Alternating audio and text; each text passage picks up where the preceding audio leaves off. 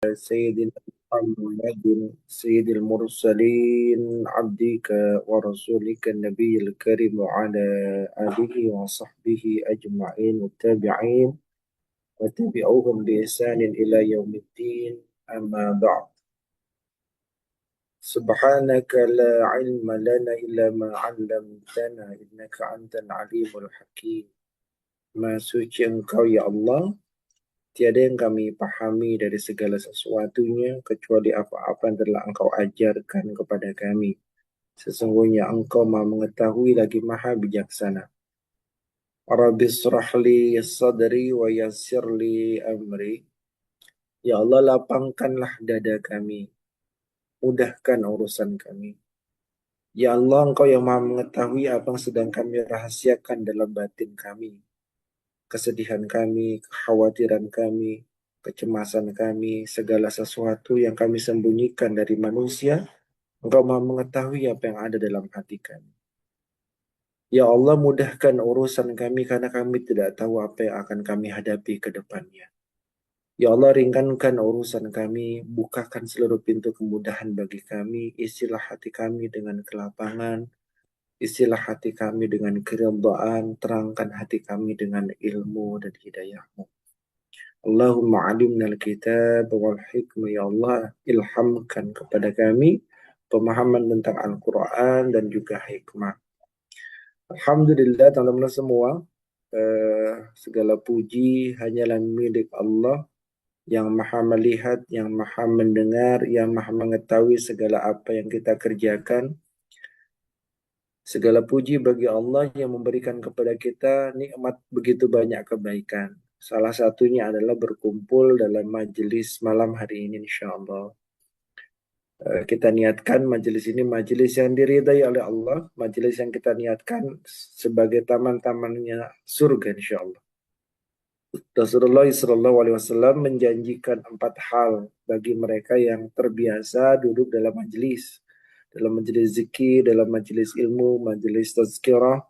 Rasulullah mengatakan mereka itu salah satunya wa ghasyiyatuhumur rahmah, dikucurkan rahmat kepada mereka. Wa nazzala alaihimus sakinah, Allah turunkan ke dalam hati mereka ketenangan. Jadi kalau hatinya sedang tidak tenang, kalau hatinya sering galau, banyak-banyak hadir di majelis ilmu.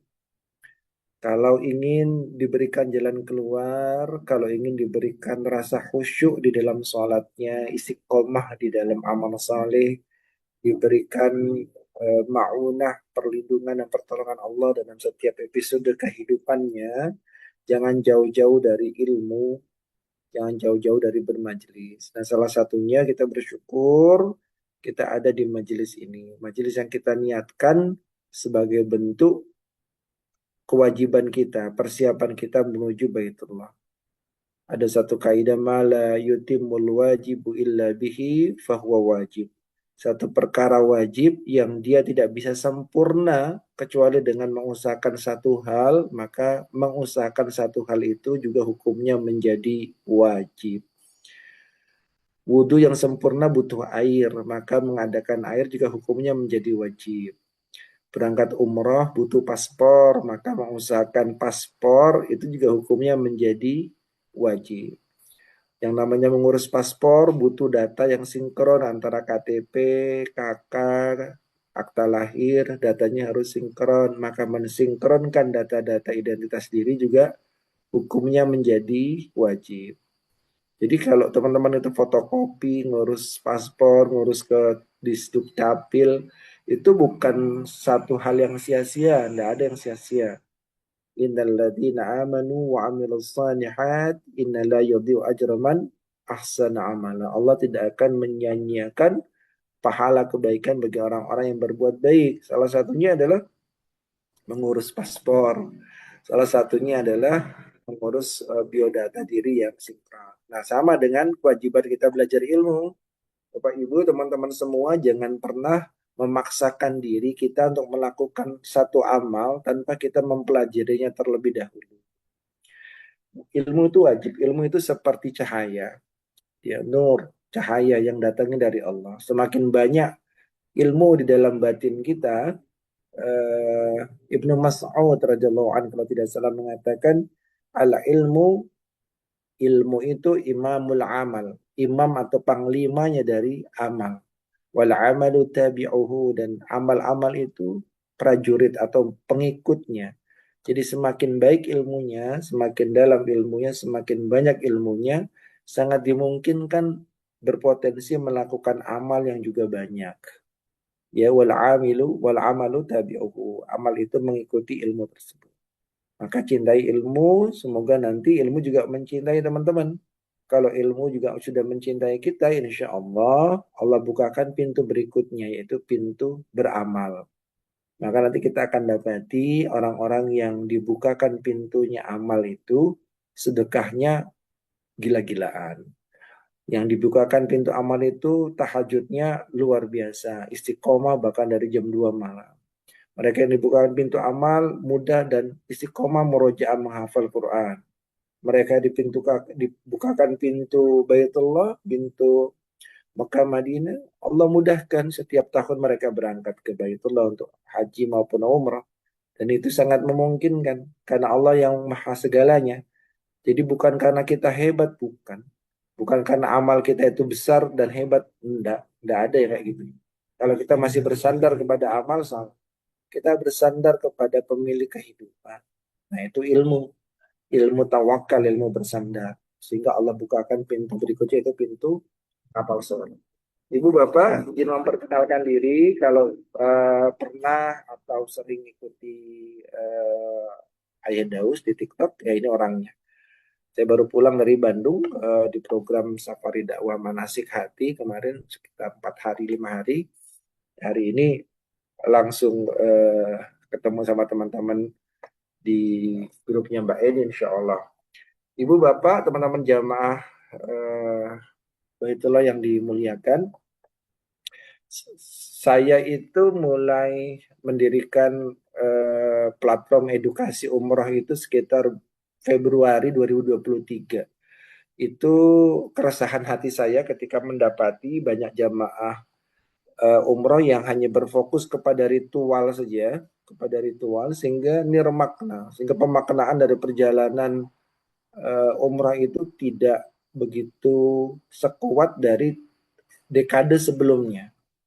Pertama kali saya umrah itu 2009. 2009. Ya, 2009. Itu nuansanya berbeda dengan apa yang ada di hari-hari ini. Apalagi terlebih setelah COVID. Nah, itu luar biasa. Nah, ada apa yang keliru? Ada apa yang perlu diperbaiki? Kalau sekarang memang nuansanya perjalanan umrah itu menjadi perjalanan wisata yang bernuansa bisnis. Karena pendekatannya pendekatan layanan. Pertama, pendekatan fasilitas dan kenyamanan. Jor-joran dengan itu. Nah, itu yang bagus secara bisnis, tetapi kalau tidak dikawal dengan ilmu, ujung ceritanya nanti adalah eh, nirmakna, maknanya menjadi dangkal. Maknanya menjadi dangkal. Mengapa orang umroh, pulang-pulang umroh masih punya karakter yang sama? Masih pemarah, tidak sabar kepada pasangan, tidak sabar dengan anak, masih tergelincir dalam kelalaian, malas beribadah, bahkan tidak menutup auratnya dengan baik, tidak mencintai ilmu. Pertanyaannya nanti muncul gini, harus dibawa kemana lagi untuk mengetuk hatimu gitu?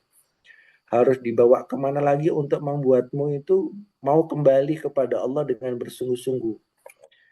Kenapa begitu? Karena mungkin bisa jadi adalah perjalanan haji dan umrohnya tidak dibekali dengan ilmu yang cukup. Kalau teman-teman pelajari di dalam kitab Ihya Ulumuddin karya Imam Al-Ghazali itu dituliskan salah satu adab ruhani ya, adab ruhani dalam perjalanan ke Baitullah. Itu salah satunya beliau bilang gini, perjalanan haji itu syarat dengan bahasa-bahasa simbol. Kalau bahasa kita itu bahasa sir, bahasa-bahasa rahasianya Allah. Dari semua yang ada di Mekah, di Madinah, ada sir, ada rahasia. Rahasia-rahasia itu atau bahasa-bahasa simbol yang penuh makna itu hanya bisa dibaca atau dipahami oleh mereka yang jiwanya bersih lagi hatinya bening.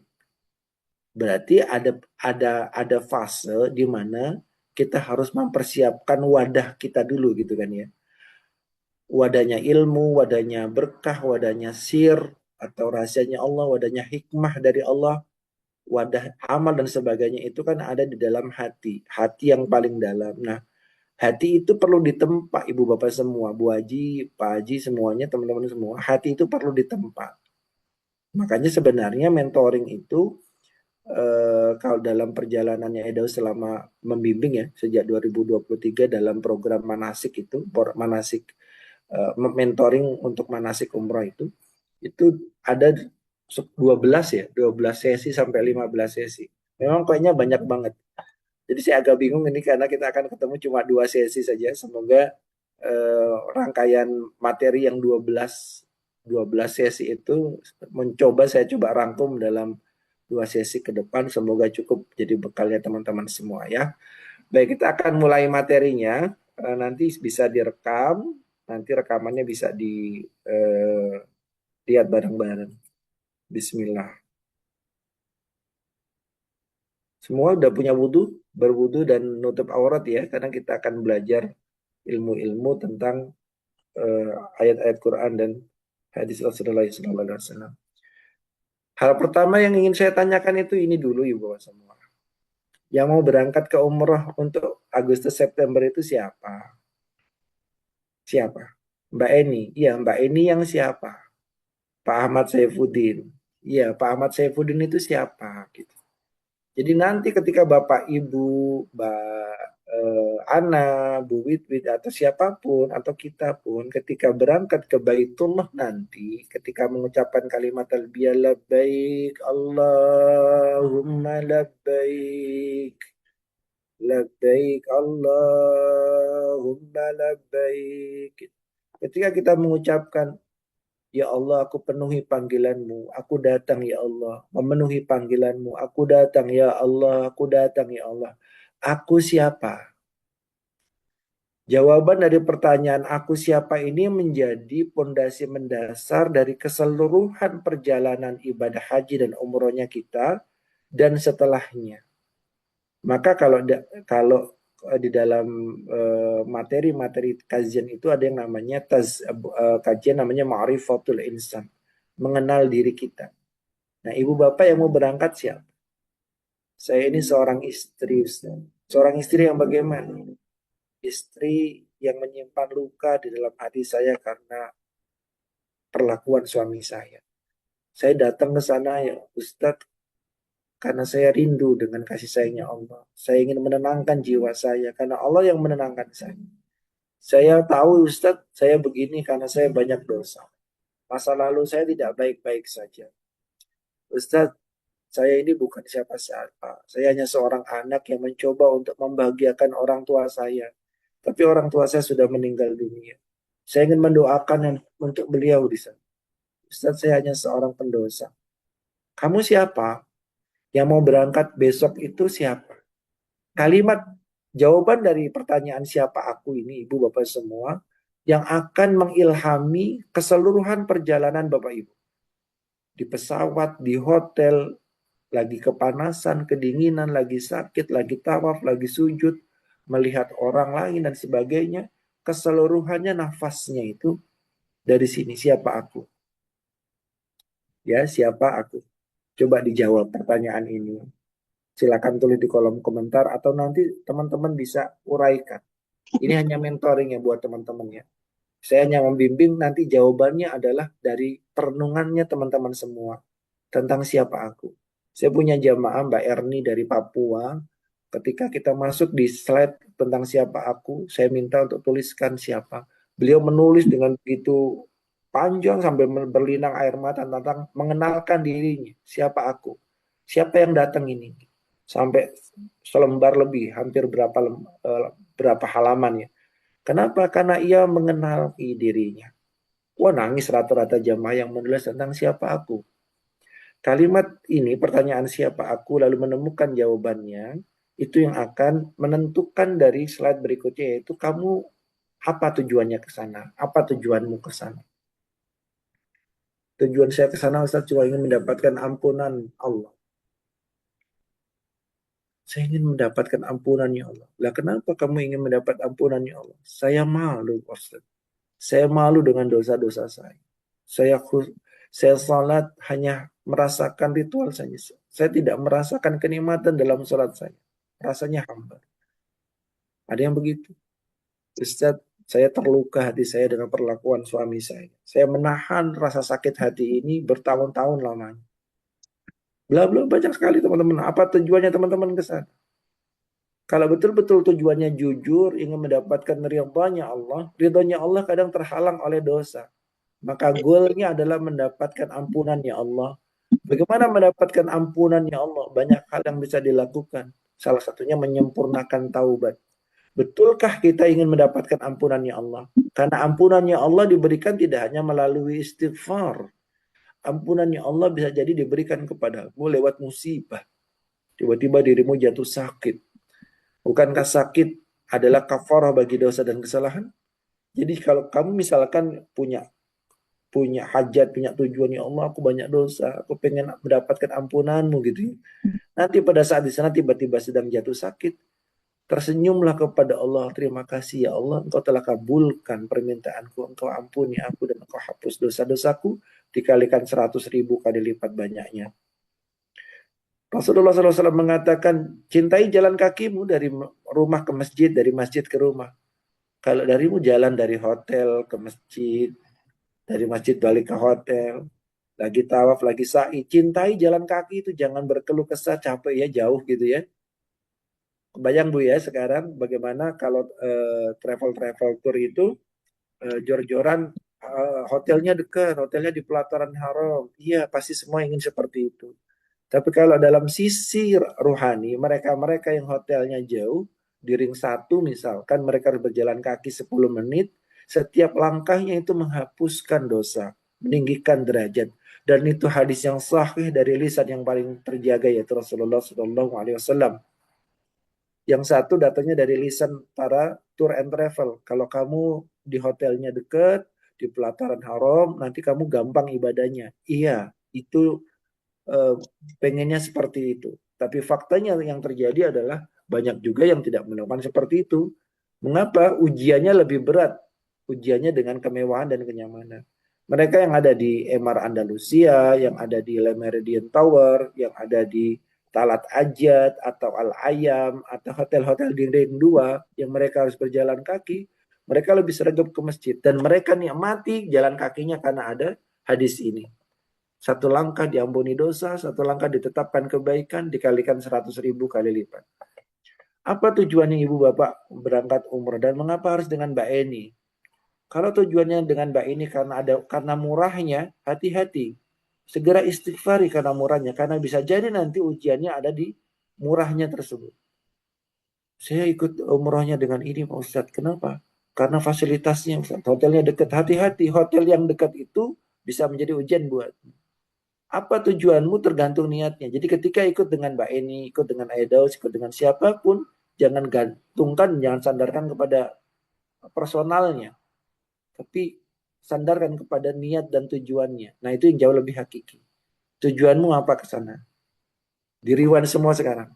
Dibongkar semua niatnya apa ke sana. Mau ke eskalator viral. Nah, niatnya ke sana cuma pengen menghamba ya Allah. Tujuan terbesar dari perjalanan haji dan umrah itu salah satu tujuan besarnya adalah mengingatkan kembali bahwa kamu itu adalah hambaku, kata Allah. Mengingatkan kembali kepada diri kita ini yang sudah terlalu jauh main di dunia. Dulu nggak punya apa-apa, sekarang punya apa-apa. Sudah agak petantang petenteng. Sudah berani menunda salat. Sudah berani meninggalkan puasa sunnah. Sudah berani tidak bangun malam. Ya, ini kan cuma sunnah saja. Kalau memang hukumnya sunnah saja, mengapa Nabi dan para sahabat dan orang-orang saleh bangunnya bangun malam? Ya, ibu bapak semua, tujuan terbesar kalau kita memaknai dari perjalanan haji dan umroh itu nanti, ketika kita berikhram, ada larangan ikhram dan sebagainya, itu diingatkan kembali, kamu itu loh statusnya cuma seorang hambaku, seorang budak dari Allah Subhanahu wa taala. tidak punya kuasa, tidak punya wewenang apapun untuk mengatur hidup gitu.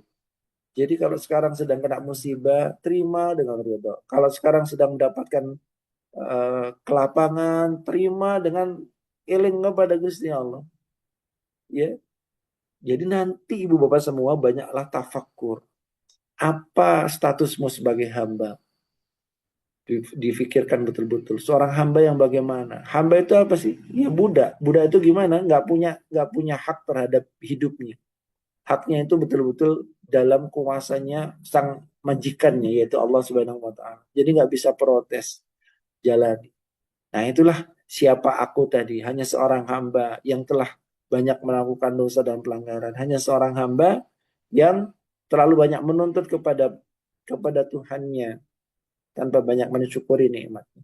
Nah, perjalanan-perjalanan kita ke depan akan semakin kaya kalau kita mau merenung tentang dua pertanyaan awal ini.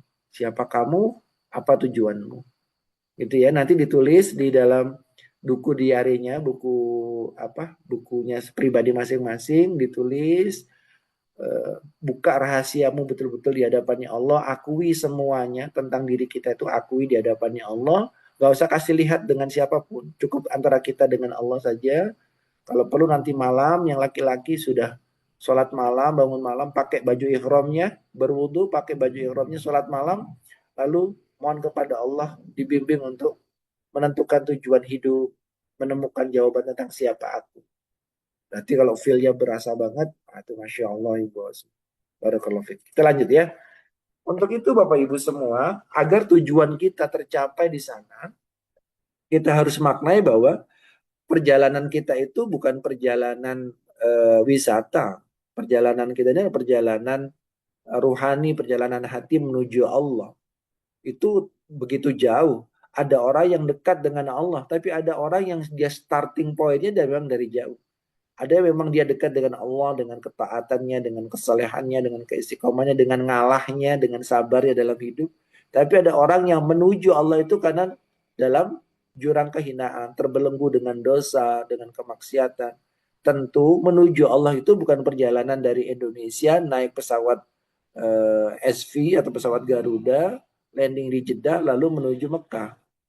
Itu secara zahirnya begitu. Tapi betapa banyak orang yang secara zahir sampai ke Baitullah, tapi hatinya tidak sampai ke pemilik Baitullah. Bahkan Abu Lahab, Abu Jahal, siapa lagi? Ya banyak lah. Utbah bin Rabi'ah, pembesar pembayar Quraisy itu adalah siapa? Pelayan-pelayan Baitullah. Pelayan Baitullah mereka.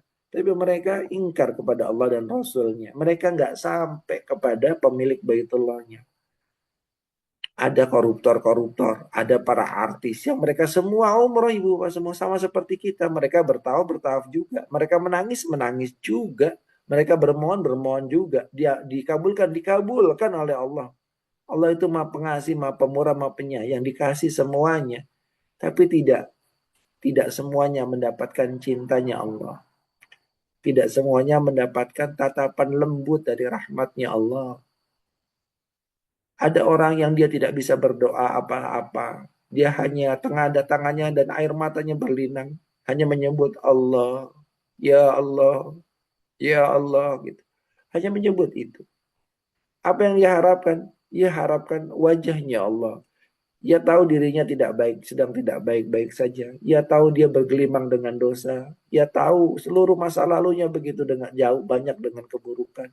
Ketika Allah undang dia, yang ada dalam pikirannya betapa agungnya Allah, betapa mulianya Allah. Allah nggak melihat diri kita siapa, tapi Allah mengundangnya di pintu taubatnya. Maka ketika ia melihat Baitullah, hatinya menangis. Yang begitu ibu bapak semua karena jiwanya telah ditempa. Salah satunya adalah karena menempa dengan bekal takwa. Di dalam Al-Baqarah ayat 196 ketika Allah mengatakan wa'atimul hajja wal umrata lillah, dan sempurnakanlah haji dan umrah itu untukku saja gitu, untuk Allah. Itu langsung deklarasi di poin pertama Allah Subhanahu wa taala mengatakan tentang haji.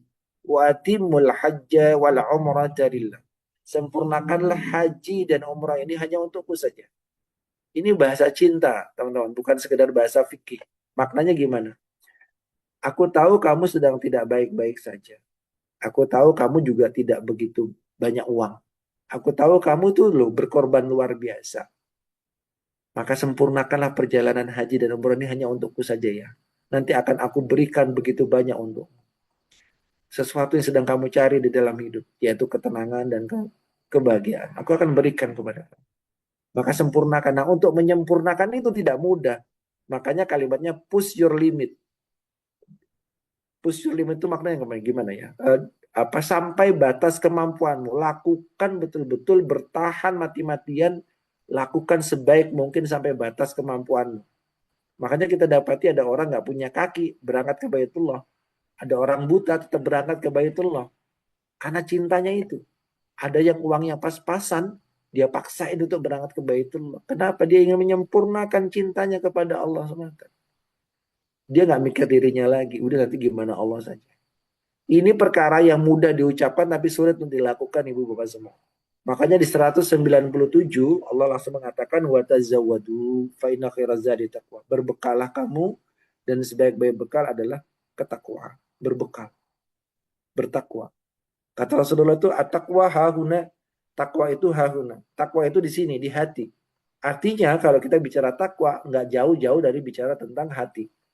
Maka itu perlu ditempa. Kalau sekarang yang sedang ada masalah dengan suami, sedang diuji dengan anaknya, tempa batinnya dengan sabar, tempa batinnya dengan tawakal, lamakan sujudnya, nangis di sajadah, perbanyak istighfarnya, nggak cuma 100, sampai 1000 sekali istighfar gitu ya. Sekarang di jamaah-jamaah manasik hati di programnya Iyadat Bimbing itu rata-rata sedang latihan 1000, 2000 sampai 5000 sampai 7000. Rata-rata mereka begitu dan eh, kita pun harus begitu. Ya dalnya apa sih Ustadz?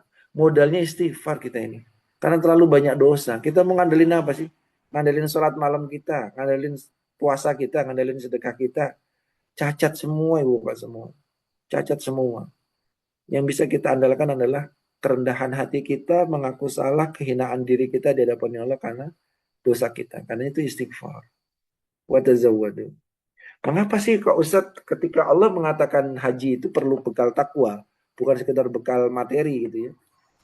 Nah, itu jawabannya nih di bawah itu. Perjalanan yang akan kita jalani itu perjalanan yang tidak semuanya ideal. Perjalanan yang tidak semuanya menjanjikan kenyamanan. Maka nanti kalau orang yang sudah menempa dirinya dengan sabar, dengan takwa, dengan ngalah, husnuzan, tunduk, khudu kepada Allah, selalu merasakan kehadirannya Allah, maka segala ketidaknyamanan dan ketidakidealan dalam perjalanan disikapinya dengan hati yang lapang, hati yang bergembira, hati yang fokus dengan tujuannya. Dia nggak fokus dengan apapun yang ada di perjalanannya. Itu yang terjadi dengan umrah pertama Rasulullah. Itu gagal tuh. Jadi kalau sekarang ada travel yang tanda kutip ya bermasalah dengan programnya, lalu Allah takdirkan ibu bapak, bukan karena mau mereka, Allah takdirkan mereka tidak bisa berangkatkan jamaah. Rasulullah SAW juga sama. Di rombongan pertama itu nggak cuma 10-20 orang itu ribuan orang yang berangkat dengan Nabi dan tertahan tidak bisa masuk dalam kota suci Mekah. Lalu terjadilah perjanjian Hudaibiyah. Apakah semua bisa menerima? Enggak semua bisa menerima. Umar bin Khattab radhiyallahu anhu itu enggak menerima. Itu sampai tanda kutip ya. Pertanyaannya itu eh, eh, mendiskreditkan kerasulannya Rasul Nabi Muhammad SAW. Sampai begitu tapi Rasulullah paham. Bukankah engkau Nabi? Bukankah engkau utusan Allah? Bukankah engkau Rasul ya Rasulullah? Iya. Bukankah engkau diutus untuk begini dan begini ya? Lalu kenapa kita kalah? Kenapa kita ngalah? Wah gitu kalau Umar bin Khattab ya. Jadi ada situasi di mana sekelas para sahabat pun tidak bisa menerima dengan sepenuhnya. Tetapi batinnya sami'ana wa ta'ana. Kami dengar, kami taat. Mau enak nggak enak diterima. Itulah takwa gitu. Itu puncak ketidakidealan pada saat perjalanan umroh pertama. Lalu ada umroh berikutnya di tahun berikutnya umroh wada, umroh kodok, umroh pengganti itu masya Allah. Yang datang berlipat-lipat ganti lagi. Jadi bapak semua nanti ada ketidakidealan. Teman sekamarnya mungkin tidak tidak seideal yang kita bayangkan. Yang satu suka AC, yang satu nggak suka AC. Mungkin mutawifnya terlalu capek gitu ya. Ketika kita pengen ke sini dan ke situ nggak bisa ditemenin sama mutawifnya, atau makanannya nggak cocok, atau sedang sakit, atau apapun itu ibu bapak semua. Regulasi terbaru sekarang di Saudi, wah itu luar biasa, banyak sekali perubahan-perubahannya yang bikin-bikin kaget seluruh travel dan seluruh grup keberangkatan umroh. Kalau nggak punya takwa, bapak ibu semua, bapak ibu akan memperlakukan perjalanan ini dan semua yang ada dalamnya dengan sudut pandang hawa nafsu. Cuma pengen enak etok, ya, hawa nafsu itu cuma pengen enak saja, tidak mau sengsara. Sedangkan di dalam perjalanan haji dan umrah itu sangat mungkin perjalanannya semuanya itu berjudulnya tidak ideal. Tapi kalau dinikmati dengan nyaman, nyaman saja. Haji kemarin misalkan itu luar biasa ya Bapak. Saya masuk di dalam grup untuk manasik haji-haji dahili dan haji furoda, itu luar biasa. Luar biasa. Hilang tanda kutip. Solehnya hilang. Solehnya hilang. Karena cuma pengen ngejar haji. Kan sudah, padahal itu sudah kita kasih manasik jauh-jauh hari. Solehnya hilang. Kenapa solehnya hilang? Wah, sudah caci maki dan sebagainya tidak karuan gitu ya. Salahnya hilang. Kenapa? Karena malu. Satu. Yang kedua sudah kehilangan uang ratusan juta. Rugi dong gitu ya. Padahal belum tentu seperti itu hakikatnya.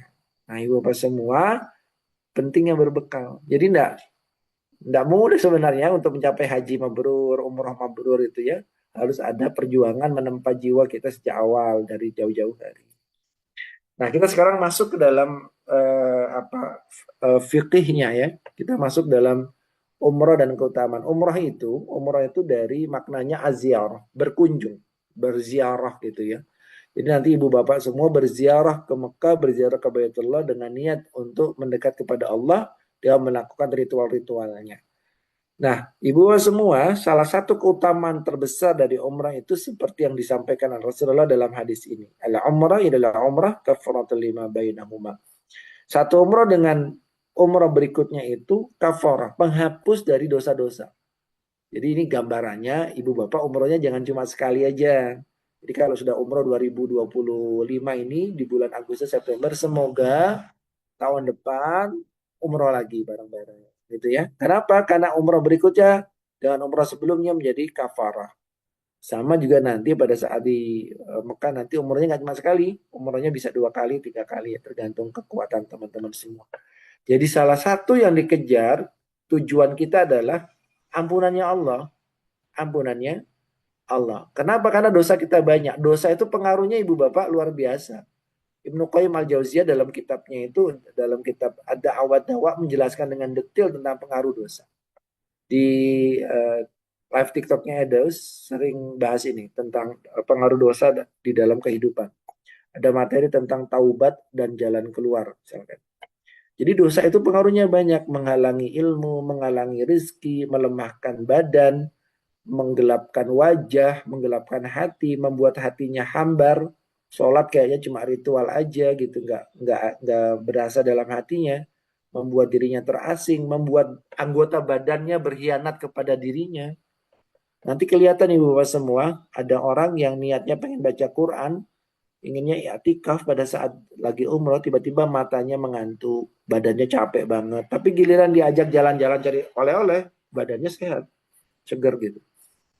Puncak pengkhianatannya nanti pada saat sakaratul maut. Pada saat hatinya ingin mengatakan kalimat la ilaha illallah, tapi lisannya terkatup, bahkan lisannya berkhianat tidak mengatakan kalimat la ilaha illallah. Itu puncak pengkhianatan anggota badan dari orang yang bermaksiat kepada Allah dan belum memohon ampun. Karenanya dengan umrah ini jangan dipandang sepele. Siapa yang dulu pernah pacaran? Siapa yang dahulu membuka aurat dan auratnya terlihat oleh banyak orang? Waktu SD, SMP, SMA sudah balik, kuliah belum tutup aurat. Dilihat sama orang. Siapa yang pernah begini dan begitu? Saya Pak punya jamaah LGBT Pak. LGBT. Pengen taubat Pak, nangis Pak pengen taubat. Saya pengen taubat. Ustaz, aku taubat kepleset mana? Aku taubat kepleset lagi. Ya memang begitu. Dosa itu ketika pelakunya ingin keluar dari dosa, ditarik lagi, kecebur lagi, ditarik lagi, keluar lagi, tarik lagi, masuk lagi. Begitu, Pak. Dosa itu karakternya begitu. Maka nanti pada saat kita bertobat kepada Allah, sempurnakan tobat kita, nangis di sana, hal pertama yang kita mohon kepada Allah setelah ampunan adalah kembalikan khusyukku ya Allah. Kembalikan khusyukku ya Allah. Kembalikan salatku ya Allah. Aku ingin menikmati salatku. Aku ingin menikmati sujud dan rukuku. Ya Allah, tambahkan khusyukku, tambahkan khusyuk. Minta sama Allah, minta khusyuk. Minta khusyuk. Gitu ya. Itu yang pertama. Yang kedua, nah ini Bu, luar biasa nih. Eh, Senang kalau dapat ini. Ya, ini dari Abdullah bin Mas'ud radhiyallahu anhu. Rasulullah SAW bersabda, "Tabi'u bainal haji wal umrah." Ikutilah, iringilah haji dengan umrah. Kenapa? Fa'innahuma, karena keduanya itu, haji dan umrah itu, yang fiyanil faqra waz zunub. Allah langsung menyebutkan. Keduanya itu menghilangkan kefakiran, al-faqra, dan dosa. Fakir dan dosa. Fakir juga bisa disebutkan oleh dosa. Rezeki terhalang juga bisa karena dosa. Ini dihapuskan kedua-duanya. Jadi ibu bapak semua, jangan khawatir dengan janjinya Allah. Allah akan kabulkan, Allah akan tepati. Yang sudah bayar umrah, mengeluarkan uang 20 juta, 25, 30, 40 juta, Allah akan berikan penggantiannya. Apa itu? Ampunannya Allah. Kalau dosa sudah diampuni, Bu, itu seperti gelas, ya. Ibu Bapak punya gelas, ini ada gelas contohnya. Kemudian gelas ini ada tutupannya. Nah, hati itu, hidup hati kita itu tertutup oleh dosa kita gitu. Tertutup dengan keburukan yang kita lakukan. Sehingga air berapapun yang dituangkan ke gelas ini tidak akan pernah tertampung. Hati itu begitu gitu. Ada yang hati tertutup, ada yang hatinya terbalik. Semakin kita sering beristighfar, mohon ampun kepada Allah, lambat laun oleh Allah dibuka kembali hatinya. Nah, hati yang terbuka inilah insya Allah yang akan menampung banyak kebaikan dari Allah. Salah satunya keberkahan, keberlimpahan. Yakin ya? Yakin dulu insya Allah. Sekali berangkat umrah, insya Allah membuka jalan untuk diri kita dan keluarga kita berikutnya untuk bisa berangkat. Kenapa? Karena fakirnya udah dihapus sama Allah. Fakirnya dihapus sama Allah. Dosanya dihapus oleh Allah. Ini yang luar biasa. Ya. Al-ghazi fi sabilillah, orang-orang yang berperang di jalan Allah. Wal hajju wal ma'tamir, orang-orang yang berhaji dan yang berumrah itu. Wafdullah, tamu-tamunya Allah. Nah, yang indah adalah kalimat berikutnya dari Nabi. Da'ahum, Allah memanggil mereka, fa'ajabuh. Lalu mereka pun memenuhi panggilan itu. Ini kalimatnya gini loh. Aku manggil semuanya loh. Tapi kok dia yang datang ya? Padahal dia itu lagi susah. Dia sakit. Dia punya orang tua yang harus dia urus. Dia punya anak. Dia punya kerjaan yang begitu luar biasa beratnya. Dia sedang tidak baik-baik saja. Dia juga bukan orang yang kaya. Bukan orang yang berkecukupan. Aku panggil semua orang. Tapi tidak semua memenuhi panggilanku. Hanya satu dua orang. Dan termasuk orang itu. Termasuk dirimu bahwa semua. Jadi saya baca hadis itu saya ulang-ulang gitu ya. Indah banget kalimatnya. Al-hajju wal mu'tamir waqtullah, orang yang haji dan umrah itu adalah tamunya Allah, tamunya aku. Aku panggil mereka, fa'ajabu, mereka pun memenuhi panggilanku. Orang-orang yang punya karakter fa'ajabu, orang-orang yang mau dipanggil lalu memenuhi panggilannya Allah, itu insya Allah dekat dengan kebaikan, dimudahin sama Allah. Bisa jadi nanti, semoga ya amin ya, semoga ya. Kalau Allah sudah mencintai seorang hamba, maka Allah akan mengatakan kepada Jibril, sungguh aku mencintainya, maka cintailah dia. Maka seluruh alam pun mencintainya. Kalau sudah dicintai oleh Allah, para malaikat mencintai, para nabi mencintai, orang-orang saleh mencintai, dan Allah akan berikan rasa cinta di dalam hati orang-orang kepada manusia lain, kepada dirinya. Minta cinta ibu bapak semua. Salah satu meminta cinta itu nanti sholatnya khusyuk, amal solehnya istiqomah, hidupnya itu tidak berkeluh kesah. Kenapa? Karena cinta kepada Allah. Allah telah tetapkan semua, Allah yang menghendaki semua terjadi, Allah yang mengukur kadar kehidupan kita ini, insya Allah. Fajabu, tamu-tamunya Allah. Dijaga ya, karena sudah jadi tamunya Allah, dijaga statusnya, jangan mengecewakan Allah. Insya Allah. Nah, kita masuk dalam fikihnya. Syarat wajib dan rukun umrah. Syarat wajibnya itu Anda harus muslim yang jelas. Yang kedua mukallaf. Artinya sudah balik lah. Kalau yang belum balik gimana Ustaz? Ya dia berangkat, dapat pahala juga ibunya ngajaknya, orang tuanya ngajaknya. Tapi nanti dia harus mengulang lagi karena belum jatuh kewajiban umrah baginya. Yang ketiga mampu, istita'ah. Dia harus mu'ati, dia harus mampu. Jadi kalau belum mampu jangan dipaksakan ya. Merdeka dan bebas dari gangguan saat perjalanan. Dan bebas dari gangguan itu kayak kemarin ada perang Iran dengan Israel gitu ya. Ada terjadi peperangan lalu terjadi penutupan penerbangan. Itu tidak wajib kita berangkat umroh. Jangan memaksakan diri malah keluar dari kaidah syariat gitu. Tapi kan pendekatannya beda ibu semua. Pendekatannya bisnis, untung rugi. Kalau nggak berangkat terus nanti tiket udah dibeli angus, hotel sudah diboking nanti angus gitu. Ya kita serahkan kepada Allah dan tetap berikhtiar yang terbaik dari teman-teman penyelenggara perjalanan. Ya, insya Allah. Muslim semua, mukalaf semua ya, insya Allah. Nah ini kita masuk ke rukun. Apa definisi rukun itu? Ini penting ibu bawas. Nanti ada rukun, ada wajib umroh. Rukun umroh, ada wajib umroh. Kalau rukun umroh itu gini. Jadi ada ritual-ritual pokok yang harus dilakukan. Yang kalau sampai salah satu rukun itu atau elemen pokok itu nggak dilakukan, maka umrohnya nggak sah. Umrohnya nggak sah. Hukumnya gitu itu rukun umroh. Kalau wajib umroh adalah ritual atau persyaratan yang harus dipenuhi oleh seorang yang mau umroh. Jika dia tidak memenuhinya, maka dia harus membayar dam tanpa status ibadahnya tidak sah. Tapi kalau rukun kamu tinggalin, wah itu nggak sah umrohnya. Tapi kalau wajib umroh kamu tinggalkan, nggak kamu laksanakan, kamu harus bayar dam. Contoh, wajib umroh itu ada dua. Dia harus berniat dari mikot. Yang kedua, dia harus menjaga larangan ikhram. Kalau dia keluar dari mikot, nanti ketemunya dia melanggar wajib umrohnya, maka bayar dam. Tapi kalau dia nggak tawaf, maka dia nggak sah umrohnya. Kurang lebih gitu ya. Kurang lebih gitu perbedaan dari rukun dan wajib umroh.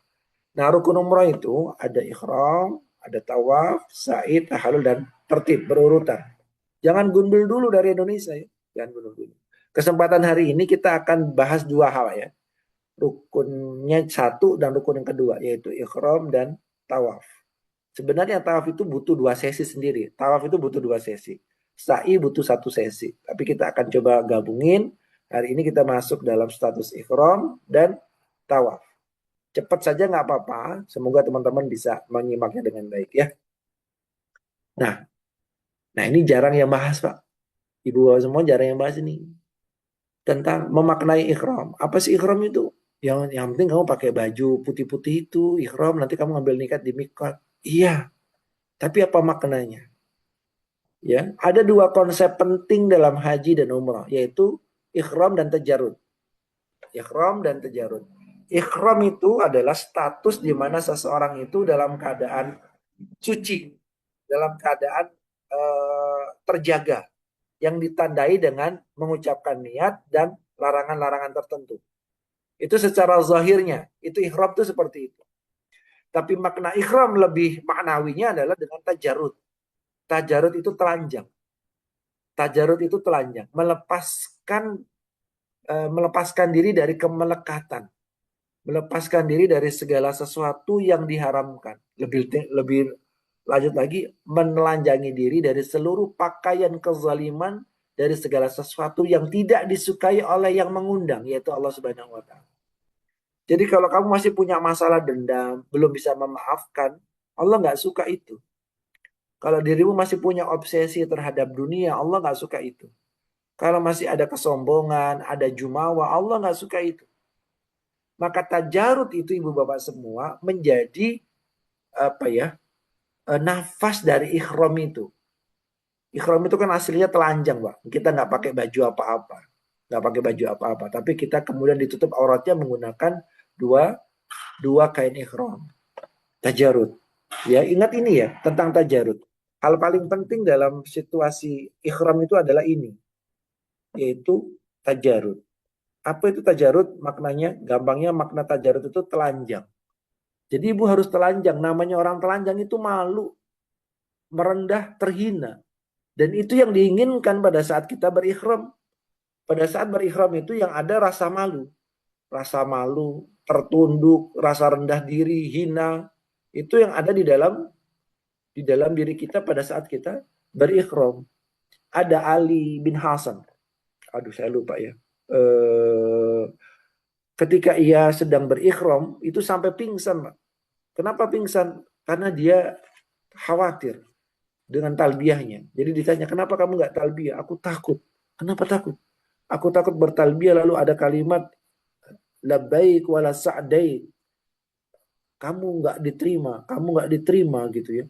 Wala sa'daik, wala labbaik wala sa'daik. Pulang kamu nggak diterima gitu. Maka setiap dia bertalbiyah, dia jatuh pingsan, jatuh dari kendaraannya. Terus begitu, saking takutnya kepada Allah. Maka makna tajarud itu adalah melepaskan diri atau telanjang. Gak bisa ketawa Pak orang berihram itu. Meskipun ada yang ketawa-ketawa sih, silakan saja. Tapi kalau mereka yang serius, nangis toh Pak. Nangis. Gimana nggak nangis? Yang datang itu kita yang pernah berbuat dosa dan Allah menyaksikan perbuatan dosa kita. Allah Maha mengetahui seluruh rahasia yang kita sembunyikan, Pak. Bu. Allah tahu semuanya. Lalu kita pakai pakaian ihram itu, saya datang ya Allah, saya datang. Saya datang memenuhi panggilanmu. Lalu siapa kita? Maka pada saat berihram nanti yang ada cuma khusyuk kepada Allah. Ya.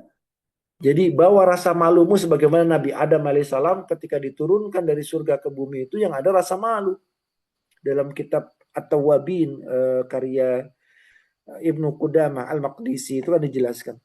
Ya, menukil dari perkataan Ibnu Abbas radhiyallahu anhuma, Nabi Adam karena tahu dia melakukan kesalahan yang begitu besar di dalam surga, lalu ia dihukum keluar dari surga dalam keadaan terhina, dalam keadaan apa ya, malu. Maka disebutkan itu beliau menundukkan kepala sambil menangis dan tidak pernah menengadah melihat ke langit selama 100 tahun. Jadi selama 100 tahun itu Nabi Adam hanya tertunduk menangis, malu dengan Allah. Lalu ketika ditanya oleh Allah lalu dijelaskan, siapa yang tidak malu ya Allah, engkau begitu baik kepadaku, tapi aku kemudian melanggar aturanmu, melanggar laranganmu, aku malu, musibah ini terlalu berat buat aku gitu. Jadi dalam pikirannya Nabi Adam alaihissalam itu bukan surga lagi, Pak. Bukan lagi ingin masuk surga. Yang ada di pikirannya adalah nebus rasa malu dan bersalahnya kepada Allah. Allah terlalu baik. Allah terlalu baik kok sampai-sampainya aku hianati Allah. Jadi nangis saja dulu. Makanya nanti ada doa Nabi Adam itu, Allahumma innaka ta'alamu sirri wa ala niyati faqbil ma'adhirati ya Rabbi. Allahumma innaka ta'lamu hajati fa'atini su'ali. Allahumma innaka ta'lamu ya Allah ma fi nafsi faghfir li dhunubi. Ya Allah, engkau maha tahu apa yang aku sembunyikan, apa yang nyata dari diriku. Engkau yang tahu rasa maluku, rasa sedihku, rasa yang berkecamuk dalam jiwaku. Kau tahu semua ya Allah. Ya Allah, terimalah permaafanku. Itu kalimat Nabi Adam ketika sampai di Ka'bah. Ka'bah saat itu masih dalam gundukan bukit merah, tanah merah. Lalu ia bertawaf, lalu ia berdoa di depan Multazam, di depan Baitullah itu. Baitullah itu dalam bentuk bukit tanah merah, Mas. Salah satu doanya itu. Itu dijelaskan oleh Imam Suyuti. Imam Suyuti dan dijelaskan pula di dalam beberapa hadis. Ibnu Hajar Al-Qasqalani mengatakan ini dhaif, hadis dhaif, tapi karena jalur periwayatannya cukup banyak, maka hadis ini bisa diamalkan. Nah, baca doa itu misalkan. Jadi ibu bapak semua bawa rasa malunya ya. Serius ini. Bawa rasa malu, jangan gedumel, apalagi protes, apalagi keluh kesah. Subhanallah. Bagaimana mungkin dirimu datang kepada Allah berkeluh kesah? Dirimu datang kepada Allah dalam keadaan membawa marah, membawa dendam, belum bisa memaafkan orang yang mengecewakan kita. Lah kita ini mau datang kepada Allah yang maha mengetahui semua yang kita rahasiakan. Jadi nanti bawalah rasa malu dan tajarut itu. Dimulai di mana? Ikhram itu dimulai di mikot. Mikot itu ada mikot makani, mikot zamani. Mikotnya teman-teman nanti di Zulhulaifah di Madinah ya. Di Zulhulaifah insya Allah. Lafaz niatnya mau umroh ini aja. Yang paling gampang yang ini aja ibu ya. Labbaik Allahumma amratan atau labbaik umrah. Silakan itu. Labbaik Allahumma umratan. Masuk ke masjidnya di Bir Ali, di Zulaifa, berwudu, salat, tahiyatul masjid terlebih dahulu, lalu salat sunnah ikhram 2 rakaat. Nikmati Bu, Pak, nikmati ya Allah Gusti, gitu ya. Sebelumnya mandi dulu pakai wewangian, lalu berangkat ke Zulhulaifah. Di sanalah ibu bapak semua akan memulai perjalanan umrahnya, perjalanan suci menuju Allah Subhanahu wa taala. Bukan sekedar menuju Baitullah, tapi menuju Allah Subhanahu wa taala. Salat, sujudnya dinikmati, tidak usah buru-buru dan tidak perlu merasa sudah pernah umrah jadi sudah hafal, sudah paham. No, kamu bisa jadi udah 2-3 kali umrah, betul, benar, sampai hafal ritualnya, tapi belum tentu lulus dalam tajarutnya. Maka semakin dekat pada Allah, semakin tajarut, semakin bertelanjang diri, semakin malu, semakin merendah. Nikmati sholatnya. Allahu Akbar. Allahu Akbar kabira dan seterusnya. Inna salati terus gitu. Sujud gitu ya. Dinikmati semua. Baru setelah itu membaca niat bersama-sama oleh mutawifnya. Labbaik Allahumma umratan. Aku sambut panggilanmu ya Allah untuk berumrah. Nah, kalau sudah berniat begitu maka jatuh statusnya berikhram, berlakulah larangan-larangan ikhram. Setelah mengucapkan niat wajib bertalbiyah, jangan males-malesan.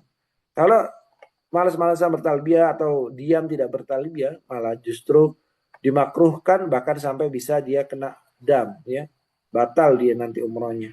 Bertalbiyah, labbaik Allahumma labbaik, labbaik la syarika laka labbaik, innal hamda wan ni'mata laka wal mulk la syarika lak. Dinikmati, ya Allah aku datang memenuhi panggilanmu ya Allah. Aku datang ya Allah, tiada sekutu bagimu. Padahal selama ini kita mensekutukan Allah. Na'udzubillah min dzalik.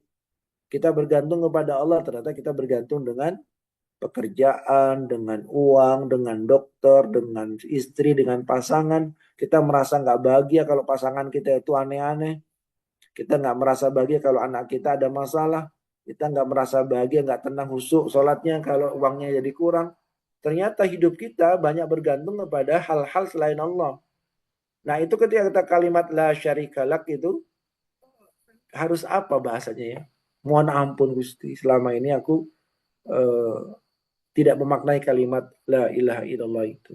Ya, jadi bacaan talbiyahnya ini keras dalam suara, yang paling penting keras di dalam hati. Artinya betul-betul memaknai, asyad, dia betul-betul memaknai. Gitu ya. Nah, sekarang kita masuk dalam larangan ikhramnya. Semua udah hafal insya Allah. Larangan ikhram pertama, buat pria nggak boleh pakai pakaian biasa, nggak boleh pakai sepatu, nggak boleh pakai topi, peci, nggak boleh Pak. Nutup-nutup kepala nggak boleh. Itu laki-laki lah. Kalau perempuan nggak boleh pakai kaos tangan Pak ya Bu, Bu. Pakai kaos tangan, nggak boleh pakai cadar, nggak boleh. Pakai masker gimana Ustaz? Kalau kamu sakit darurat pakai masker nggak apa-apa. Tapi kalau kondisi normal-normal saja, jangan tutup mukanya. Ya, ini paradoks di dalam ikhram. Biasanya para wanita diminta untuk menutup aurat dengan sempurna, salah satunya pakai cadar. Ini enggak, buka semuanya, fokus sama Allah, nggak boleh pakai kaos tangan. Nah, larangan yang berlaku untuk semuanya, nggak boleh pakai wewangian, kecuali ibu bapak semua, sebelum berniat ibu bapak mandi dulu. Setelah mandi pakai sabun, pakai sampo, pakai wewangian, disemprot badannya. Maka diperbolehkan dan itu disunahkan. Tapi jangan dipakai ikhramnya, jangan di kain ikhramnya, bukan di gamisnya, bukan di jilbabnya, tapi di badannya. Nah untuk ibu-ibu, saran saya jangan pakai wewangian yang menyengat, haram hukumnya. Jadi pakai apa Ustaz? Kalau ibu-ibu itu bukan untuk mewangikan, kalau ibu-ibu itu yang penting tidak bau, bukan wewangian yang tapi tidak bau. Beda ya. Kalau wangi adalah dia mewangikan dirinya, tapi kalau tidak bau berarti dia pakai sesuatu yang menghilangkan bau badannya, pakai Rexona gitu, pakai deodoran, pakai antiperspiran atau pakai kolon, silakan. Ya, tapi boleh. Tapi kalau sudah ikhram dan niat nggak boleh pakai wangi-wangian. Ustadz kalau cuci tangan pakai sabun boleh nggak? Nah, pendapat ulama berbeda pendapat. Kalau sabun itu fungsinya bukan mewangikan. Sabun itu fungsinya untuk menghilangkan kotoran. Maka dipersilakan bersabun mencuci tangan boleh. Tapi untuk kehati-hatian lebih baik tinggalkan. Jadi cukup dicuci tangannya saja. Ya, cuci tangannya saja. Pakai fresh care boleh nggak Ustaz? Pakai minyak kayu putih boleh nggak? Kayu putih, fresh care, minyak angin itu fungsinya pengobatan, bukan mewangikan. Jadi nggak apa-apa, diperbolehkan. Tapi kalau kamu menggunakan minyak kayu putih untuk dicium-cium, nah itu nggak boleh. Itu namanya menikmati wewangian. Gitu ya. Yang kedua nggak boleh potong rambut, potong kuku, potong kumis, nggak boleh. Nggak boleh potong-potong rambut-rambut ya.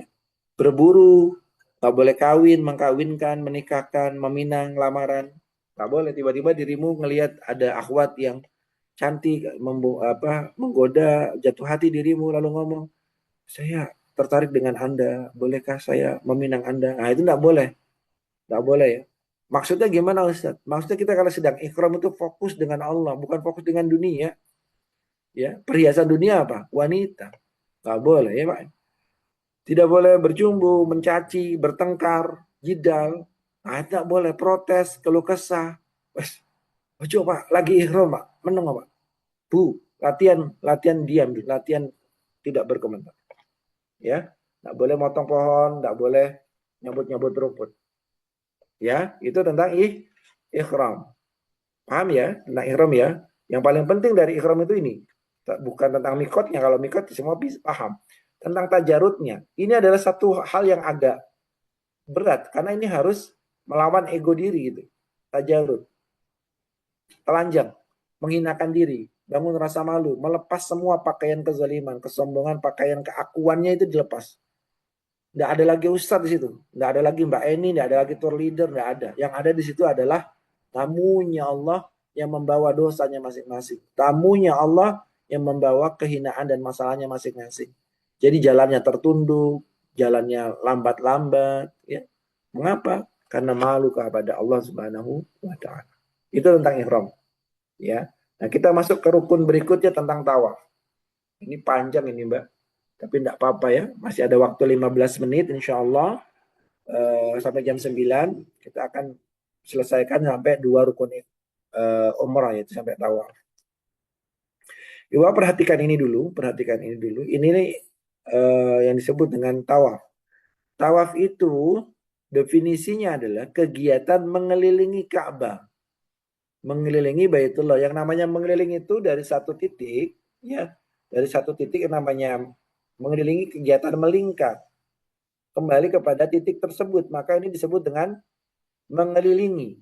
Jadi kalau kamu memulai nanti tawaf dari rukun Hajar Aswad, misal dari sini ya, dirimu mulai dari rukun Hajar Aswad, lalu muter jauh, muter berkeliling sampai ke sana, lalu tiba-tiba dirimu mengakhirinya di sini. Ada jarak antara titik akhir dengan jarak titik awal. Saya ulang ya, ada jarak antara titik akhir dengan titik awal kamu memulai. Maka itu tidak disebut dengan satu putaran. Apakah ada yang begitu Ustaz? Banyak. Misal ya, tour leadernya atau Ustadz Mutaifnya ada di depan barisan. Buntut barisannya itu sampai 10 meter ke belakang atau 5 meter ke belakang lah katakan. Kan berjajar ke belakang Pak. Ketika Ustadznya Mutaifnya labbaik Allahumma labbaik selesai, lalu dia sampai di putaran kedua Bismillahi Allahu Akbar. Dia masuk putaran kedua itu Pak. Lalu tiba-tiba jamaahnya yang di belakang yang belum sampai rukun Hajar Aswad, Bismillahi Allahu Akbar. Ada jarak antara dirinya dengan Hajar Aswad. Jaraknya 5 meter, 10 meter. Maka itu disebut dengan tidak satu putaran penuh.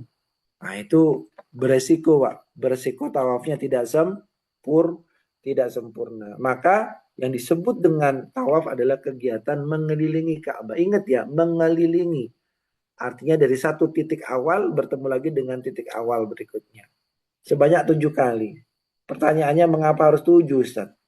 Ya juga ya, kenapa harus 7? Ya karena contohnya demikian. Yang dicontohkan oleh Rasulullah SAW sebagai manifestasi dari perintah Allah adalah 7 kali. 7 ini bahasa simbol ibu bapak semua. 7 itu kalau dalam bahasa Arab itu ada menggunakan kata 7 itu menggunakan infinite lah. Sesuatu yang tidak ada batasnya. Ini kan tidak pernah berhenti. Tawaf ini tidak pernah berhenti. Terus bertawaf. Sama seperti panggilannya Allah tidak pernah berhenti. Sidoarjo Allahu Akbar, Allahu Akbar. Bumi berotasi. Pada saat Sidoarjo berazan, ya 1 menit, 10 detik, 2 detik berikutnya di daerah-daerah lebih barat itu juga azan. Terus begitu muter dari Sidoarjo masuk ke Pemalang, ke Pekalongan, Pemalang, Tegal, Brebes, Cirebon, terus gitu Pak. Subang, Pamanukan sampai Jakarta, nyebrang ke Sumatera, terus bergema suara azan, Allahu Akbar, Allahu Akbar. Sesuatu yang tidak pernah berhenti panggilannya Allah itu. Terus berputar 24 jam dari satu titik ke titik yang lain. Sama dengan tawaf. Tawaf itu tidak pernah berhenti. Terus ada kegiatan berputar mengelilingi Baitullah. Maka simbolnya adalah tujuh kali. Ya, di dalam perjalanan kita tawaf, tawaf itu juga berlawanan arah jarum jam, bukan searah jarum jam. Apa maknanya? Kita tuh diminta kalau lagi tawaf itu, lihat apa yang sudah kamu kerjakan. Lihat jejak-jejak waktumu. Halo, ibu bapak semua sudah ngapain? Jejak waktunya disuruh ngeliat. Pernah marah sama suami? Pernah nyakiti anak? Pernah bentak istri? Pernah berkonflik dengan orang? Mungkin pernah mendekati zina? Pernah makan dan minuman yang haram? Pernah ke diskotik mungkin? Pernah narkoba, khamr? Lihat jejak waktumu. Maka simbolnya itu berjalannya adalah berlawanan dengan arah jarum jam. Kalau dirimu sepaham sampai detail kayak gini, nggak nangis itu kebangetan. Tangisilah dirimu sampai nggak bisa nangis doang. Kebayang semuanya, Pak. Kebayang semua nih. Ya, Masya Allah. Allahu Akbar walillah ilham. Kita lanjut. Mengenal bagian-bagian penting dari Baitullah. Ini penting. Ini yang namanya pintu Ka'bah. Ini yang namanya Multazam ada di area sini. Tapi kita lebarkan sampai area sini. Anggap itu adalah daerah mustajab. Yang ada cangkangnya ini adalah Hajar Aswad. Di seberangnya sana ini ada rukun Yamani. Yang setengah lingkaran seperti huruf C ini adalah Hijr Ismail. Dan ini adalah makam Ibrahim. Ibu bapak semua akan memulai tawaf dari rukun Hajar Aswad. Bapak ibu semua akan memulai dari rukun Hajar Aswad. Mulainya dari sini. Lalu bapak ibu akan pelan-pelan jalan menuju makam Ibrahim. Sampai makam Ibrahim. Anak tangga stage pertama sampai makam Ibrahim. Nanti kita lanjutkan lagi, mulai lagi. Sampai ke rukun Yamani, sampai di sini. Lalu dari rukun Yamani sampai ke Hajar Aswad, putarannya. Setiap etapenya, setiap tahapan punya doa dan zikirnya masing-masing. Ibu penting mengenal bagian-bagian dari Ka'bah. Penting. Sampai sejarahnya, sampai apa yang terjadi dan sebagainya perlu belajar. Tapi karena terbatas waktu, saya fokus saja ke tawafnya. Kita akan mulai putaran tawaf dari Hajar Aswad. Kita mulai. Nanti ada lampu hijaunya. Lalu menuju ke makam Ibrahim. Baca apa Ustaz? Nah, itu yang kita akan rencanakan. Ini kok banyak ininya ya. Banyak coretannya ini. Siapa yang coret-coret tadi? Ya, kita akan rencanakan doa kita. Pertama kali memulai dari Hajar Aswad. Dari Hajar Aswad baca apa Ustaz? Baca doa ini. Kalau Bapak Ibu hafalnya cuma yang ini saja, Bismillahirrahmanirrahim, boleh.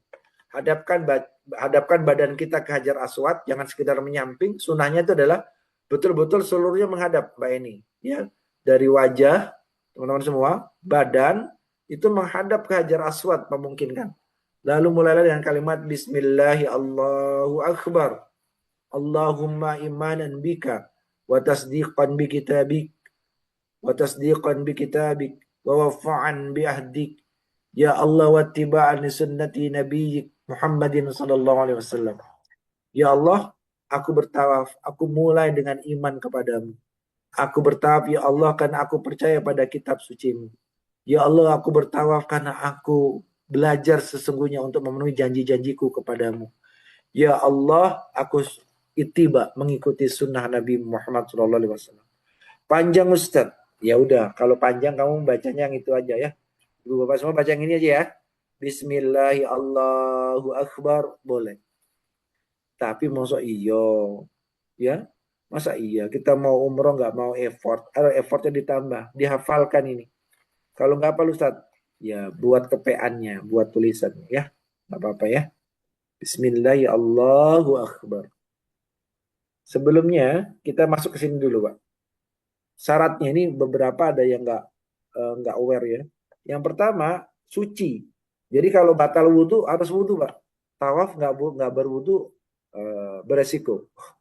Tawafnya harus wudhu, ada punya suci dulu ya. Yang kedua nutup aurat. Rambut, halo ibu-ibu, anak-anak rambutnya ditutup ya. Pakai ciput, terus pakai apa ini yang manset di tangan agar pergelangannya tidak terlihat, lengannya tidak terlihat ya. Pakai kaos kaki ya Pak. Bu, kalau bapak-bapak nggak perlu. Tutup auratnya. Yang kedua, yang ketiga memulai dari Hajar Aswad. Yang keempat, mensejajarkan bahu kiri dengan Hajar Aswad. Baik pada saat mengawali atau mengakhiri. Jadi nggak boleh kita, kan pertama kali kita memulai nih, menghadap ke Hajar Aswad. Lalu kita balikin badan kita tuh. Balikin badannya agar posisi bahu kiri kita tuh sejajar dengan Hajar Aswad. Jangan langsung jalan. Kalau langsung jalan, ada satu langkah yang tertinggal nanti. Lalu Ka'bah selalu di bagian kiri. Nah, hati-hati Ibu kalau lagi live streaming, pegang-pegang HP, video-video. Itu bisa gerak kiri, gerak kanan, dan sebagainya. Mengakibatkan terkadang bahu kirinya geser dari Ka'bah. Tanpa disadari. Nah, hati-hati ya. Berputar, kemudian nggak boleh nyentuh Ka'bah, di luar Ka'bah, Sajarwan dan Hijri Ismail. Sajarwan itu pondasi yang warna putih. Tidak bertujuan untuk selain tawaf, kemudian ada di Masjidil Haram. Kita masuk merencanakan doa yang pertama. Ibu pada saat kita berangkat dari Hajar Aswad ke Makom Ibrahim. Makom Ibrahim itu tempat pijakan kaki Nabi Ibrahim.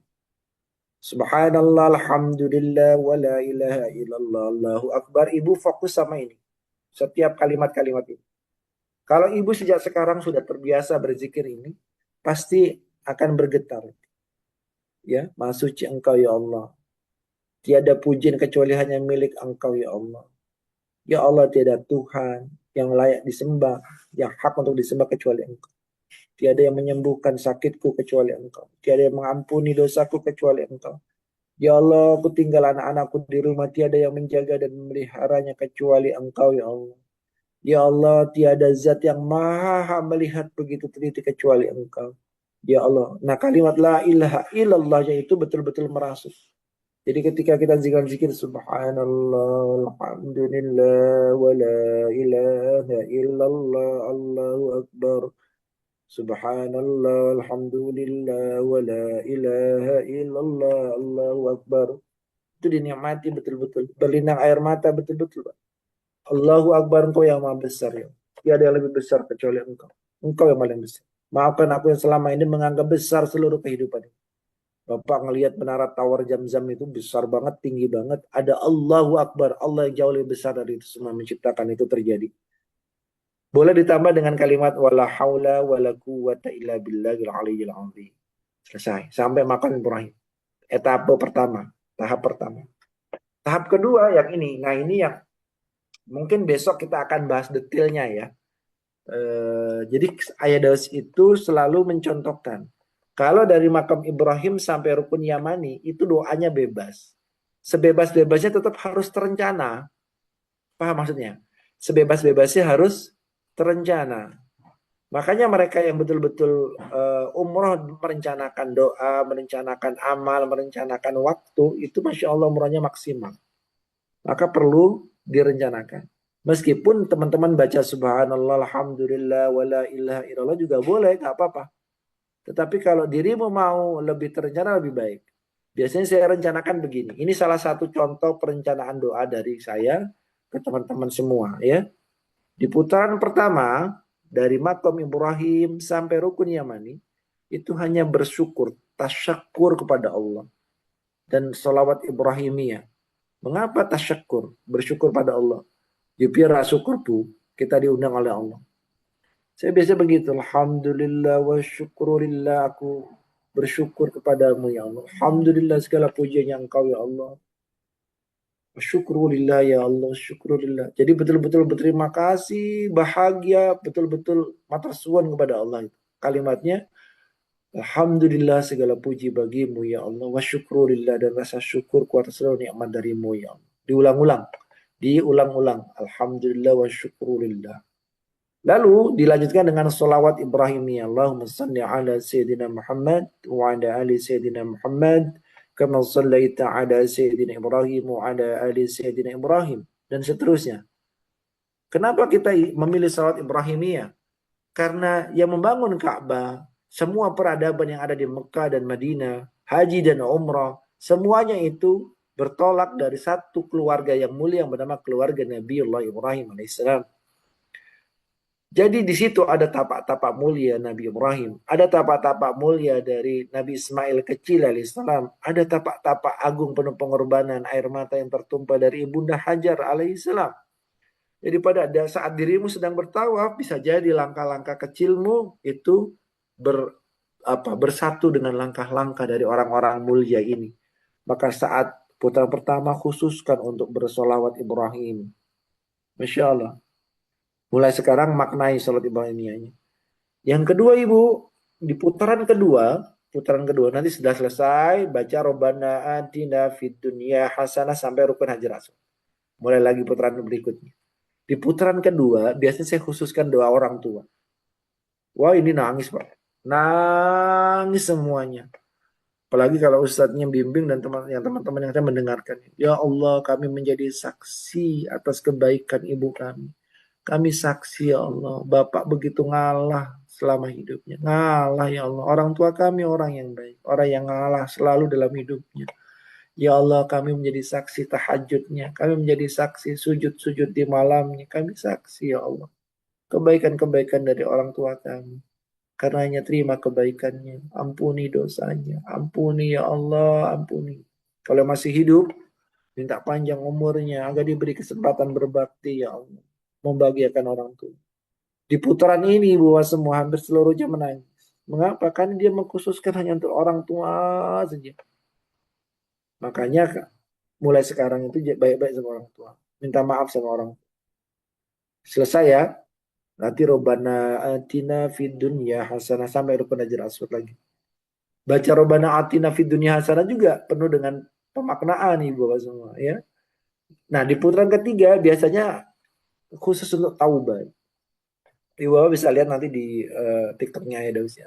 Taubat tuh bisa dengan istighfar, sayyidul istighfar atau doanya Nabi Adam juga boleh. Tapi intinya taubat. Taubat itu mensyaratkan jujur. Jujur aja ibu. Jujur ya sama Allah. Jujur, kemudian yang kedua ngaku. Makanya pada saat putaran ketiga ini orangnya nangisnya lebih keras lagi. Nangisnya udah sampai kayak mau pingsan. Nangis, nangis, nangis. Kenapa ngaku? Semua perbuatan buruknya itu kelihatan semua di depan matanya. Ngaku, aku salah, aku salah. Ngaku. Makanya pada saat kalau sudah tahu selesai itu, Mbak, atau ada waktu-waktu khusus, menyendirilah. Ngaku sama Allah. Agar nggak ditanya, kue ngopo toh kok nangis men? Dosamu gede ta? Dosamu apa? Ayo kue mesti dosanya akeh toh. Jangan Pak ya, jangan ngomong kayak gitu ya. Cermin diri kita sendiri masing-masing. Yang keempat, tazkiyah jiwa. Ini biasanya untuk healing. Mereka yang sakit hati, nyimpan sedih. Aku sedih ya Allah. Dia memperlakukanku begini. Ya Allah, saat ini aku memohon kepadamu, cabut kesedihanku. Aku maafkan dia orang yang menyakiti. Jadi pada saat di putaran keempat itu lebih pada convention. Apa itu pengakuan kalau sedang tidak baik-baik saja. Sedang nyimpen marah, nyimpen kesel, nyimpen kalut, nyimpen khawatir. Lagi ada masalah, khawatir nggak bisa menyelesaikan. Pada saat itu bermohon sama Allah. Allahumma ati nafsi taqwaha wa zakki. Anugerahkan dalam jiwaku ketakwaan ya Allah. Sucikan dia ya Allah. Sucikan ya Allah, cabut rasa sedih ini ya Allah, sabut sakit hati ini. Aku maafkan dia ya Allah, aku maafkan dia ya Allah, aku maafkan. Maafkan suami, maafkan anak, maafkan orang tua, mertua, terus gitu Pak. Jadi pada saat di putaran keempat itu harus ngaku juga kebiasaan buruknya apa. Keluar malam, masih narkoba, pornografi, suka chat sama orang yang tidak halal misalkan, atau macam-macam ya, kebiasaan-kebiasaan buruk yang belum selesai. Maka pada saat di putaran keempat itu mohon sama Allah akan diselesaikan. Paham ini ya? Di putaran ketiga dan empat itu saling berkolerasi. Yang satu taubat karena dosa, yang nomor empat taubat dari kebiasaan buruk, dari sifat buruk, dari karakter buruk, dari yang sedang disembunyikan dalam hati. Mohon sama Allah dilapangkan, dilapangkan. Nah, nomor lima, doa untuk anak. Dari semua putaran ini nggak ada yang nggak nangis, semuanya nangis. Putaran kelima itu doa untuk anak. Oh, ini lebih nangis lagi, Pak. Anakku Gusti anak. Satu-satu didoakan, Pak. Doakan anak-anakmu. Sebut namanya. Sebut namanya. Diulang-ulang sebut namanya. Aku yang mengandungnya Allah. Aku yang bertaruh nyawa melahirkannya ya Allah. Aku ridha dengan setiap tetes darah yang tertumpah saat melahirkan. Rasa sakit yang ku alami berbulan-bulan. Aku ridha ya Allah. Ya Allah, aku ridha dengan anakku, dengan seluruh air susu yang ia minum. Aku ridha ya Allah. Aku ridha. Kebayang kesalahan anak, kebayang kasarnya anak, kebayang macam-macam tentang anak, bilang di hadapannya Allah, aku ridha ya Allah. Aku ridha. Aku ibunya, aku ridha ya Allah. Aku ayahnya ya Allah, aku ridha. Maka ridhailah dia. Sebut anak pertama. Lalu anak kedua, puji anak-anak, puji semua Pak. Di hadapannya Allah, Alhamdulillah atas bimbinganmu ya Allah, anakku berakhlak mulia. Maka tambahkan kemuliaan dalam akhlaknya. Ya Allah, tambahkan kesalehan baginya. Jadikan sujud sebagai pakaiannya. Rukuk sebagai pakaiannya. Jadikan puasa sebagai perisainya. Terus doakan tentang anak itu. Ustaz, saya belum punya jodoh. Boro-boro mau ngobrol tentang anak gimana? Berarti doa untuk minta minta pasangan yang dapat memberikan keturunan yang soleh-soleh. Nomor 6, doa untuk pasangan. Gandeng tangannya mungkin boleh. Nggak digandeng nanti wah batal Ustaz, ya udah. Yang penting tahu sama tahu. Doa untuk istri Pak, Bu. Doa untuk suami. Suamiku loh Ustaz gemeske. Nah, mulai itu. Menggemaskan itu berarti ada sesuatu di dalam jiwanya. Maka perlu ditazkiyah. Sama suami, sama istri itu nggak boleh marah-marahan. Namanya juga nopo garwo atau Pak, sigare nyowo, separuh jiwa kita ada di istri, separuh jiwanya istri ada di kita, ya. Jadi ya jangan nyimpan apa nggih, jangan nyimpan kesel sama yang suami sama istri. Nanti di sana diselesaikan. Doakan untuk pasangan, doakan minta sehat, panjang umur, balaskan kebaikannya ya Allah gitu. Doain. Yang biasa doa untuk pasangan insya Allah bisa. Tapi kalau tidak terbiasa mendoakan untuk pasangan, nggak iso itu. Baru terakhir putaran ketujuh doa hajat pribadi. BMW ya Allah, mobil ya Allah, karir ya Allah pengen jadi TL kayak Mbak Eni ya Allah pengen bisa umroh ya Allah tiap tahun. Minta, ya Allah sembuhkan anakku, ya Allah sembuhkan. Nah, misalkan temannya ada yang nitip, ya Allah ada yang nitip dari temanku, dia tidak punya keturunan, kabulkan ya Allah hajatnya untuk punya keturunan gitu. Ya, doa untuk hajat-hajat pribadi. Baru nanti ditutup semua putaran itu di setiap tahapannya itu dari rukun Yamani ke rukun Hajar Aswad. Baca doanya ini. Rabbana atina fid dunya hasanah wa fil akhirati hasanah wa qina adzabannar. 99,99% rukun Yamani sampai Hajar Aswad itu mustajab doanya. Maka dipilihkan doa yang mencakup semuanya oleh para ulama. Rabbana atina ini. Boleh doa yang lain, boleh doa yang lain. Maka nanti upayakan bisa mencium, mengusap rukun Yamani. Kalau bisa setiap harinya rukun Yamani. Kalau Hajar Aswad, Ustaz, terlalu ramai orang-orang. Khawatir Anda terdesak-desak. Gitu ya teman-teman semua. Ini Aidos memaksakan untuk menggabung semua materi jadi satu. Padahal memaknai ikhram itu satu sesi sendiri. Sampai betul-betul detail teman-teman membongkar batinnya, menelanjangi diri itu pakaian apa yang harus dilepaskan gitu ya. Kemudian tawaf itu dua sesi sendiri dan sebagainya. Jadi mohon maaf kalau seperti terkesan terburu-buru dan meramu semua dalam kondisi yang sangat cepat. Tapi ini karena keterbatasan waktu, di kesempatan berikutnya kita akan bahas. Barakallahu fikum, saya kembalikan Mbak Eni. Assalamualaikum warahmatullahi wabarakatuh. Waalaikumsalam warahmatullahi wabarakatuh. Masya Allah, Alhamdulillah, Alhamdulillah. Ini daging semua materinya malam ini, Masya Allah. Syukron Ustadz. Semoga teman-teman pun merasakan apa yang saya rasakan malam ini. Jadi, kalau yang saya banyak tangkap itu, bagaimana kita menghidupkan hati kita ketika umroh. Jadi bukan hanya ritual saja. Dimulai dari meluruskan niat kita ketika umroh. Jadi ini teguran buat saya juga nih Ustadz. Terima kasih banyak. Saya tersentil banget terus terang.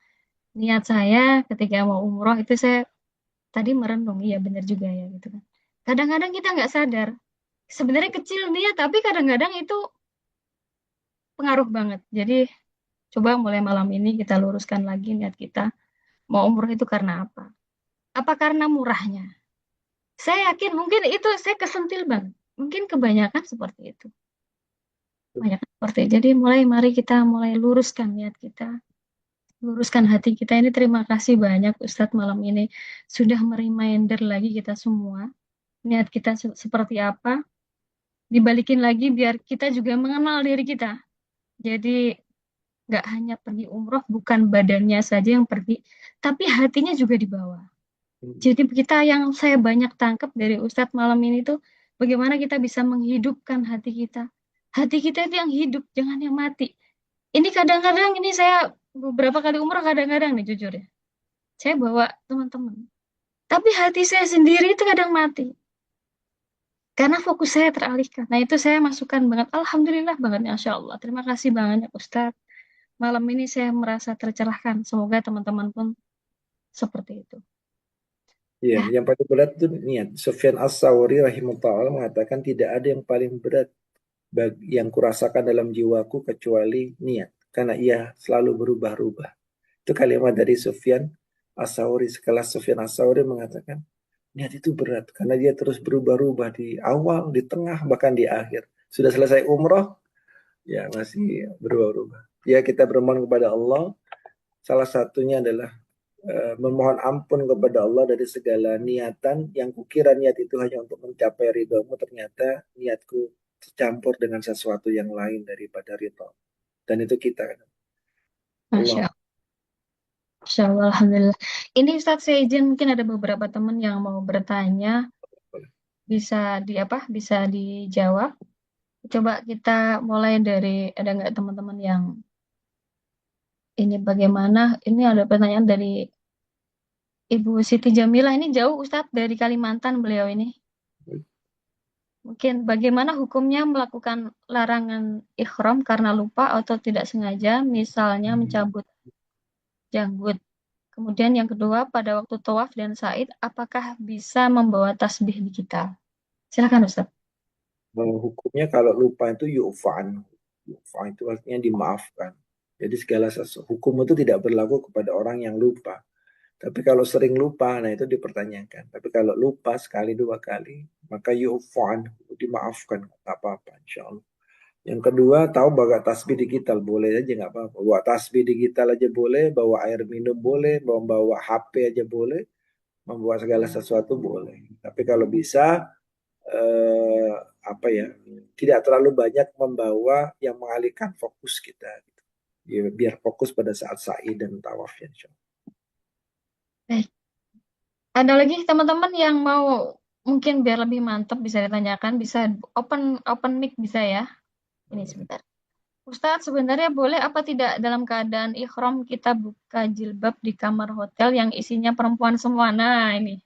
Boleh, nggak apa-apa. Itu oh, mungkin salah ngaji itu. Terlalu takut, terlalu berhati-hati. Jadi bawa semua. Bedakan antara larangan ihram dengan larangan terbukanya aurat. Kalau pada saat kita sedang bertawaf, maka wajib menutup aurat karena mau bertawaf. Kalau dalam kondisi berikhram, tidak ada larangan kemudian membuka jilbab, kena dam, tidak ada. Membuka jilbab terlihat oleh suaminya, nggak apa-apa. Buka jilbab kelihatan rambutnya oleh muslimah yang lain nggak apa-apa. Tapi kalau lagi berikhram dirimu melepas jilbab atau membuka aurat, jatuhnya bukan larangan ikhram yang terlanggar, tapi kamu jatuh dosa karena melihatkan auratmu pada orang lain. Apa dalilnya, Ustaz? Ibu bawa semua, ada nanti banyak ya kalau para ulama karyanya Yusuf Kordowi, penjelasan dari Buya Yahya, penjelasan dari Ustadz Firanda, banyak lah kalau udah membahas yang itu gitu ya. Dalilnya begini salah satunya. Pada saat Ibunda Aisyah radhiyallahu anha itu nggak ikutan umrah pada saat haji wada. Jadi mereka berhaji wada, sudah mengambil mikot.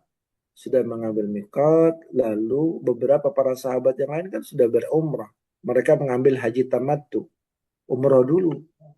Nah, ketika Rasulullah kembali ke tenda didapati Ibunda Aisyah radhiallahu anha itu dalam kondisi sedih, murung. Loh, kamu kenapa? Kok nangis? Kok sedih gitu? Iya, orang-orang dapat berumrah. Aku kedatangan tamuku gitu. Oh, alah, sedang datang tuh. Sedang datang. Kalau sedang datang seperti itu, Rasulullah mengatakan, buka gelunganmu dan bersisirlah. Nah, berarti apa maknanya? Rasulullah melihat rambut Ibunda Aisyah radhiyallahu anha. Bukalah. Karena kalau para wanita muslimah, salah satu tanda dia sedang datang bulan adalah rambutnya digelung. Rambutnya digelung. Itu tanda kalau dia sudah sedang haid. Nah, Rasulullah mengatakan itu. Tandanya dia Rasulullah SAW melihat tanda itu. Rambutnya terlihat oleh Rasulullah SAW. Itu dalam keadaan Ibunda Aisyah radhiyallahu anha dalam keadaan sedang berikhram karena sudah mengambil miqat di Zulhulaifah pada saat berniat untuk melakukan haji tamattu dengan umroh terlebih dahulu. Jadi ibu bapak semua nggak apa-apa. Yang kedua dalil dalil akli berikutnya. Saya mau nanya, misalkan Mbak Eni ya, sekamar sama Mbak Novi, sekamar sama Mama Raka, sekamar nih. Kan ini bukan misalkan bukan bukan makromnya kan ya, bukan keluarganya. Dah sama-sama situ. Nggak boleh nih, kita nggak boleh buka jilbab nanti kelihatan rambutnya bayar dam. Oke, nggak boleh ya. Oke, saya sepakat dulu nih, nggak boleh. Terus nanti pada saat lagi bertawaf, boleh nggak gandengan tangan? Misalnya Mama Raka lagi sakit, tak digandeng tangannya, boleh nggak? Boleh ya. Lagi mana dilihat nggak boleh, tapi dipegang boleh gitu ya ceritanya. Paham nggak konsepnya? Konsepnya paham. Jadi ini kontradiktif. Artinya Bapak Ibu semua, orang yang mengatakan nggak boleh kelihatan rambutnya, nggak boleh kelihatan auratnya pada saat berikhram, itu lebih kepada hulu. Berhati-hati, tapi berhati-hatinya berlebih-lebihan sampai akhirnya menyusahkan dirinya sendiri. Nanti pada saat di Arafah, nah, mau wudhunya bagaimana ibu bapak semua? Ibu berwudhu di tempat berwudhu banyak muslimah yang lain. Nanti nggak boleh berarti kelihatan, nanti batal. Nggak begitu ya. Jadi nggak ada larangan auratnya terbuka dan terlihat oleh muslimah lain di kamar itu nggak apa-apa. Yang nggak boleh itu terlihat oleh eh, laki-laki yang bukan mahramnya dan itu pun tidak melanggar larangan itu. Ada lagi Ya, teman-teman? Coba ini ada lagi nih. Ustadz, selain meluruskan niat kita, juga ingin mempersiapkan amalan bagaimana caranya kita mengkodok sholat yang dulu oh iya. ditinggalkan. Biar juga satu gini, yang satu pertama adalah kalau kita ingin meluruskan niat dan tadi kita bicara tentang membekali diri dengan takwa ya. Wa tazawwadu fa inna khairaz zadi taqwa. Takwa itu sesuatu yang sifatnya itu diusahakan. Jadi bahasanya itu menempa diri. Menempa diri itu gimana? Misal kita biasa sholat di rumah. Tempat diri kita agar selama sebelum kita ke Baitullah, kita udah terbiasa memenuhi panggilan Allah, azan tuh udah datang ke masjid. Membiasakan diri, menempa diri untuk memenuhi panggilannya Allah. Kita biasa sering sekali berkomentar. Apa-apa diomongin, apa-apa statusnya orang diomongin. Ada berita apa viral di TikTok, ikut-ikut komentar, ikut-ikut seolah kita menjadi tahu banget gitu. Itu semua ibu bapak semua. Ini sependek pengalaman Aidaus ya. Semakin banyak dirimu berkomentar, semakin banyak dirimu berkata dan berbicara, semakin banyak lisanmu ini berucap, semakin banyak amal-amal kebaikan itu yang tertolak. Bukan tertolak, tertahan, tidak terlakukan. Ya ayuhalladzina amanu taqullaha wa qulu qawlan syadida yuslih lakum a'malakum wa yaghfir lakum dzunubakum. Wahai orang-orang beriman, bertakwalah kamu kepada Allah dan berkatalah yang benar. Yuslih lakum a'malakum, maka Allah akan memperbaiki amal-amalmu dan mengampuni dosa-dosa. Makna kebalikannya, kalau kita terhalang melakukan amal soleh, terhalang khusyuknya, terhalang ikhlasnya, terhalang itikafnya, terhalang sholatnya, macam-macam terhalang kita melakukan amal soleh, yang dilakukan oleh orang lain. Kalau kita terhalang seperti itu, hal pertama yang perlu kita cek, kita taubati adalah lisan kita. Sudah berapa banyak lisan kita menyakiti orang lain, berapa banyak dusta kita, sumpah kita, berapa banyak kalimat-kalimat kita, kalimat-kalimat yang tidak bermanfaat. Nah, itu ditaubati, dimohonkan ampun pada Allah. Itu ya, menempa diri judulnya. Nah, tempaan diri kita tentang sholat kodok tadi, Ustaz, saya pernah meninggalkan sholat. Yang jelas yang pertama hadir, mohon ampun, taubat dulu kepada Allah. Mengapa kita pernah meninggalkan sholat? Ya, yang kedua, semaksimal mungkin sholat kita ingatnya kapan yang kita sudah tinggalkan, kodok di waktu-waktunya.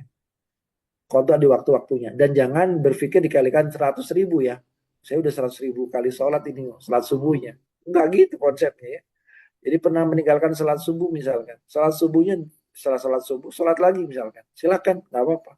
Cuma akan menjadi fitnah kalau kamu melakukan itu tanpa ilmu. Nah, orang itu sholat lagi. Tidak ada sholat setelah ada sholat subuh. Kenapa dia sholat lagi katanya kita kan ya. Jadi fitnah. Maka silakan sholat tapi pada beberapa waktu sholat yang tidak menimbulkan fitnah. Misal, ba'da asar jangan sholat lagi. Nanti akan dilihat oleh orang lain. Ba'da sholat maghrib silakan Anda sholat. Seperti sholat sholat sunnah 2 rakaat silakan saja gitu ya. Atau 4 rakaat. Tapi kalau Anda sholat maghrib 3 rakaat lalu sholat lagi maghrib 3 rakaat, biasanya nanti akan jadi pertanyaan dari jamaah-jamaah sekeliling. Jadi kalaupun mau mengkodok sholat, sholatlah di mana tidak menimbulkan fitnah dan pertanyaan jamaah di sekelilingnya. Di mana sholatnya? Cari caranya nanti. Cari caranya. Monggo, insya Allah. Di pojokan, sholatnya lamain, jadi orang lain nggak melihat kita juga boleh. Atau di kamar hotel, atau di tempat yang sepi, silakan lakukan. Ya, Allahu a'lam bishawab. Ya, dan Ustaz. Ustadz izin bertanya, ketika pada saat tawaf dan sa'i bergandengan tangan dengan suami, itu bagaimana hukumnya ya? Kalau hukum hukum pada mazhab Imam Syafi'i, orang yang berwudu lalu bersentuhan tangan dengan suami atau istrinya itu batal. Maka pada saat kita sedang berwudu, pada saat status haji dan umrah, jangan menggunakan mazhab Imam Syafi'i. Nanti batal terus, nggak selesai-selesai. Intiqal mazhab, pakai mazhab yang lain. Kenapa? Karena mazhab Imam Ahmad, Imam Malik, Imam Abu Hanifah itu mengatakan tidak batal selagi tidak ada syahwat. Kecuali Mbak Naura gandengan tangan sama suami. Itu suaminya muncul syahwatnya. Pakai pegang-pegang tangan, pakai ngeremes-remes tangan gitu kan ya. Nah itu ada syahwatnya. Apaan sih Bi? Kok ngeremes-ngeremes tangannya Umi gitu? Gak tahu, pokoknya kok Umi cantik banget sih sekarang pakai ngeremes. Ya Allah Bi, istighfar gitu. Ya lagi tahu apa ini Bi gitu. Nah itu batal itu. Seketika batal, batal apanya? Batal ikhramnya, batal ini. Apa kena batal wajib wajib umrohnya dia harus bayar dam. Pertama, yang kedua ya batal wudhunya gitu. Jadi kalau bersentuhan tangan, bergandengan tangan tanpa syahwat nggak apa-apa, status wudhunya boleh saja nggak ada masalah. Ya, kecuali Anda menggunakan betul-betul dari awal pengen mazhab Imam Syafi'i. Ya, batal terus, Pak. Baru kesentuh tangan, batal wudhu. Baru berwudhu, baru satu putaran kesentuh lagi sama mungkin jamaah dari Turki gitu. Batal lagi, wudhu lagi. Nggak selesai-selesai nanti sampai maghrib. Kenapa? Karena bersentuhan tangan terus dengan orang-orang lain. Bersentuhan kulit dengan jamaah lain. Allah a'lam bishawab. Tadi yang terlewat Ustadz tadi di atas. Assalamualaikum Ustadz, izin bertanya, apa yang harus kita lakukan saat tawaf batal wudhu? Berwudhu lagi. Gimana caranya kalau batal wudhu berwudhu lagi? Maksudnya mungkin bagaimana caranya? Caranya satu berkomunikasi kepada temannya, berkomunikasi kepada tour leader atau ustadz motoriknya. Berkomunikasi dulu agar nggak hilang begitu saja. Ustadz saya batal wudhu dan harus dikomunikasikan ya. Kalau batal jangan suka popo. Enggak, saya batal wudhu. Ngomong saya batal wudhu, lalu keluar dari barisan berwudhu. Tempat wudhu itu ada sekarang di dalam masjid itu. Untuk yang ahwat ada, untuk laki-laki ada. Cari aja di bawah eskalator. Nah, nanti penting bagi tour leader, penting bagi mutawif juga untuk memberikan arahan di mana tempat wudhunya. Kalau nggak bisa Ustaz, kalau nggak bisa, ya curi-curi lah. Curi-curi minggir ke pinggiran pelataran Ka'bah, berwudhu dengan air zam-zam yang ada. Tapi biasanya kalau ketahuan sama petugas kebersihan dilarang. Jadi lebih baik cari tempat wudhunya akhwat saja. Saya berapa kali begitu, saya berwudhu dengan sempurna di dalam masjid itu. Kalau lagi padat banget ya udah berwudhu dengan air 1 gelas yang ada di zam-zam itu boleh. Ya. Ada lagi? Oh ini Ustadz, ada satu lagi nih. Bagaimana berwudu dengan botol semprotan? Hukumnya bagaimana ini Ustadz? Nggak boleh. Pakai botol semprotan nggak bisa. Nggak Pakai sah ya? air. Pakai air bisa. Kalau pakai botol semprotan nggak bisa, Pak. Paham maksudnya ya? Kalau pakai botolnya nggak boleh, Bu. Tapi kalau pakai air yang ada dalam botol semprotan boleh. Gimana caranya? Jadi bukan disemprotkan begini. Yang paling kalaupun mau disemprotkan begini itu sampai airnya betul-betul mengalir. Hmm. Tapi kalau bisa, air dalam semprotan itu ditampung dulu di dalam telapak tangannya. Saya tangannya ada mengendang air baru ditumpahkan. Kondisi ini untuk darurat ya. Ini untuk darurat. Fit darurat. Itu boleh. Tapi kalau dengan kondisi tidak darurat tidak perlu lah. Saya lebih menyarankan pakai satu botol air. Jadi misalkan ada botol, ada satu botol, botol apa misalkan, botol yang kecil itulah, diisi air 100 mili misalkan udah cukup lah itu. Nah itu bisa digunakan untuk berwudu. Berwudu pada bagian-bagian yang wajib saja. Misalkan ke tangan, usapkan merata ke tangan 1 kali saja. Tampung lagi airnya, kemudian tumpahkan ke wajah, diratakan, ya. Ada wajah ini ada 2. Kalau wajah itu dia harus mengalir, ya, mengalir, membasuh namanya, al-mashu, kemudian diusap. Ya boleh cuma di mengalir saja, tapi harus mengalir, membasuh, kemudian diusap, diratakan. Tangan juga sama, harus ada al-ghuslunya dan al-mashunya. Ada air yang mengalirnya dan ada diusapnya. Jadi airnya masukkan ke dalam tangan, kemudian dialirkan, dan kemudian diratakan. Sama kiri dan kanan. Setelah itu kepala, ruus, kemudian kaki. Kaki kalau pakai kaos kaki cukup diusap di bagian punggung kakinya saja. Dengan syarat dirimu pakai kaos kaki dalam keadaan bersuci berwudu. Nah itu gitu caranya. Cara berwudunya insya Allah. Jadi banyak toh ilmu tentang perintilannya haji dan umroh itu Iya tidak benar. semata-mata tentang tawaf dan sa'i atau ihram itu. Bahkan yang paling berat sebenarnya adalah tentang rahasia adab-adab ruhani kita dalam perjalanan haji dan umroh. Itu yang jauh lebih berat. Jauh lebih berat.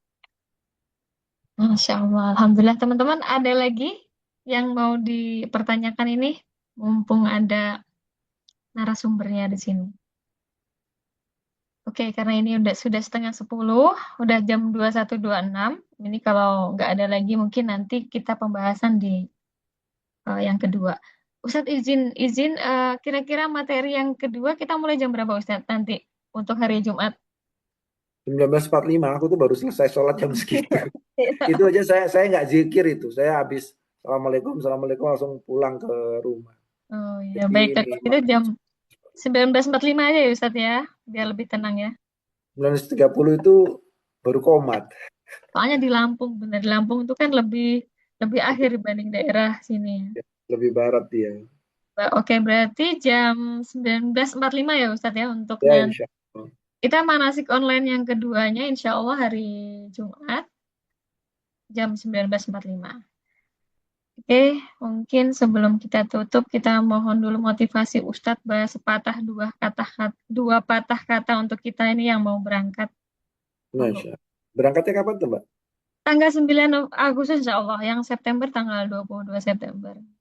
Oh gitu. Masya Allah. Semoga ketemu nanti di sana. Amin. Berapa? Ustadz berangkat juga Ustadz? Saya berangkat tanggal 29 Agustus pakai Oman Air. Masya Allah. 21 hari kalau saya. Jadi Masya insya Allah masih ketemu. Allah. Alhamdulillah. Kalau Ibu Bapak semua, eh, perjalanan ini tidak selalu ideal.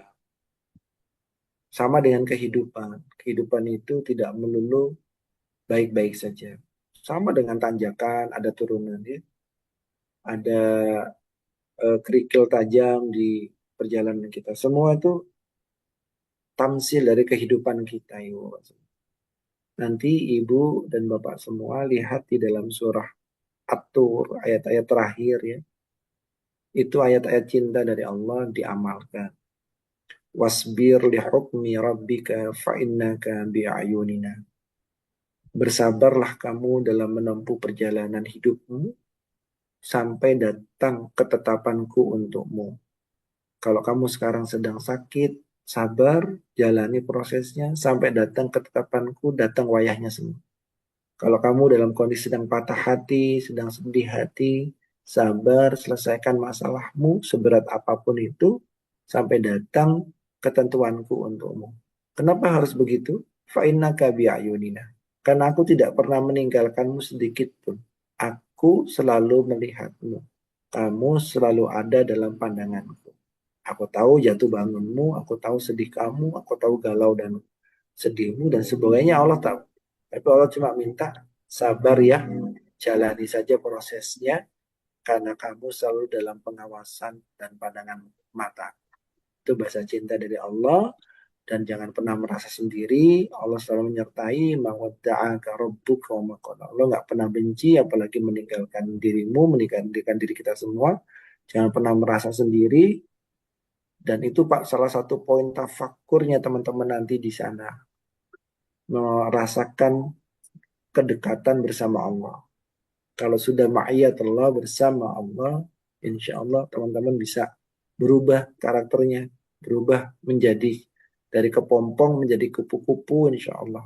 Orang yang tadinya penuh dengan dosa, mendapat sentuhan Allah, menyempurnakan taubat di Baitullah, pulang ke Indonesia menjadi orang yang mencintai kebaikan dan dicintai oleh kebaikan insya Allah. Barakallahu fikum. Saya kembalikan ke Mbak ini lagi. Masya Allah, Alhamdulillah. Terima kasih motivasinya Ustadz dan pencerahan hatinya. Semoga materi dan tausiah yang kita dapatkan malam ini membawa manfaat untuk kita semua dan lebih menguatkan hati, menghidupkan hati kita. Jadi umroh itu lebih bermakna. Walaupun online tapi rasanya tetap daging semua. Terima kasih sekali lagi Ustadz. Mohon maaf kalau tadi keburu-buru. Sekali lagi mohon maaf. Jadi mudah-mudahan minggu depan nanti hari Jumat depan kita bisa lebih cocok lagi waktunya. Insya Jadi Allah. aja teman-teman, mohon maaf jika ada salah-salah kata. Semoga Allah ridho dengan apa yang kita pelajari malam ini. Amin ya Allah ya Rabbal Alamin. Sekali lagi mohon maaf. Mungkin cukup sekian dan saya izin untuk saya close dulu ini Zoom-nya. Sampai bertemu nanti di hari Jumat. Nanti jamnya dan linknya akan kita update lagi. Kita update di Wassalamualaikum warahmatullahi wabarakatuh. Waalaikumsalam warahmatullahi wabarakatuh. Terima kasih Mbak Eni. Terima kasih. Pak Ustaz.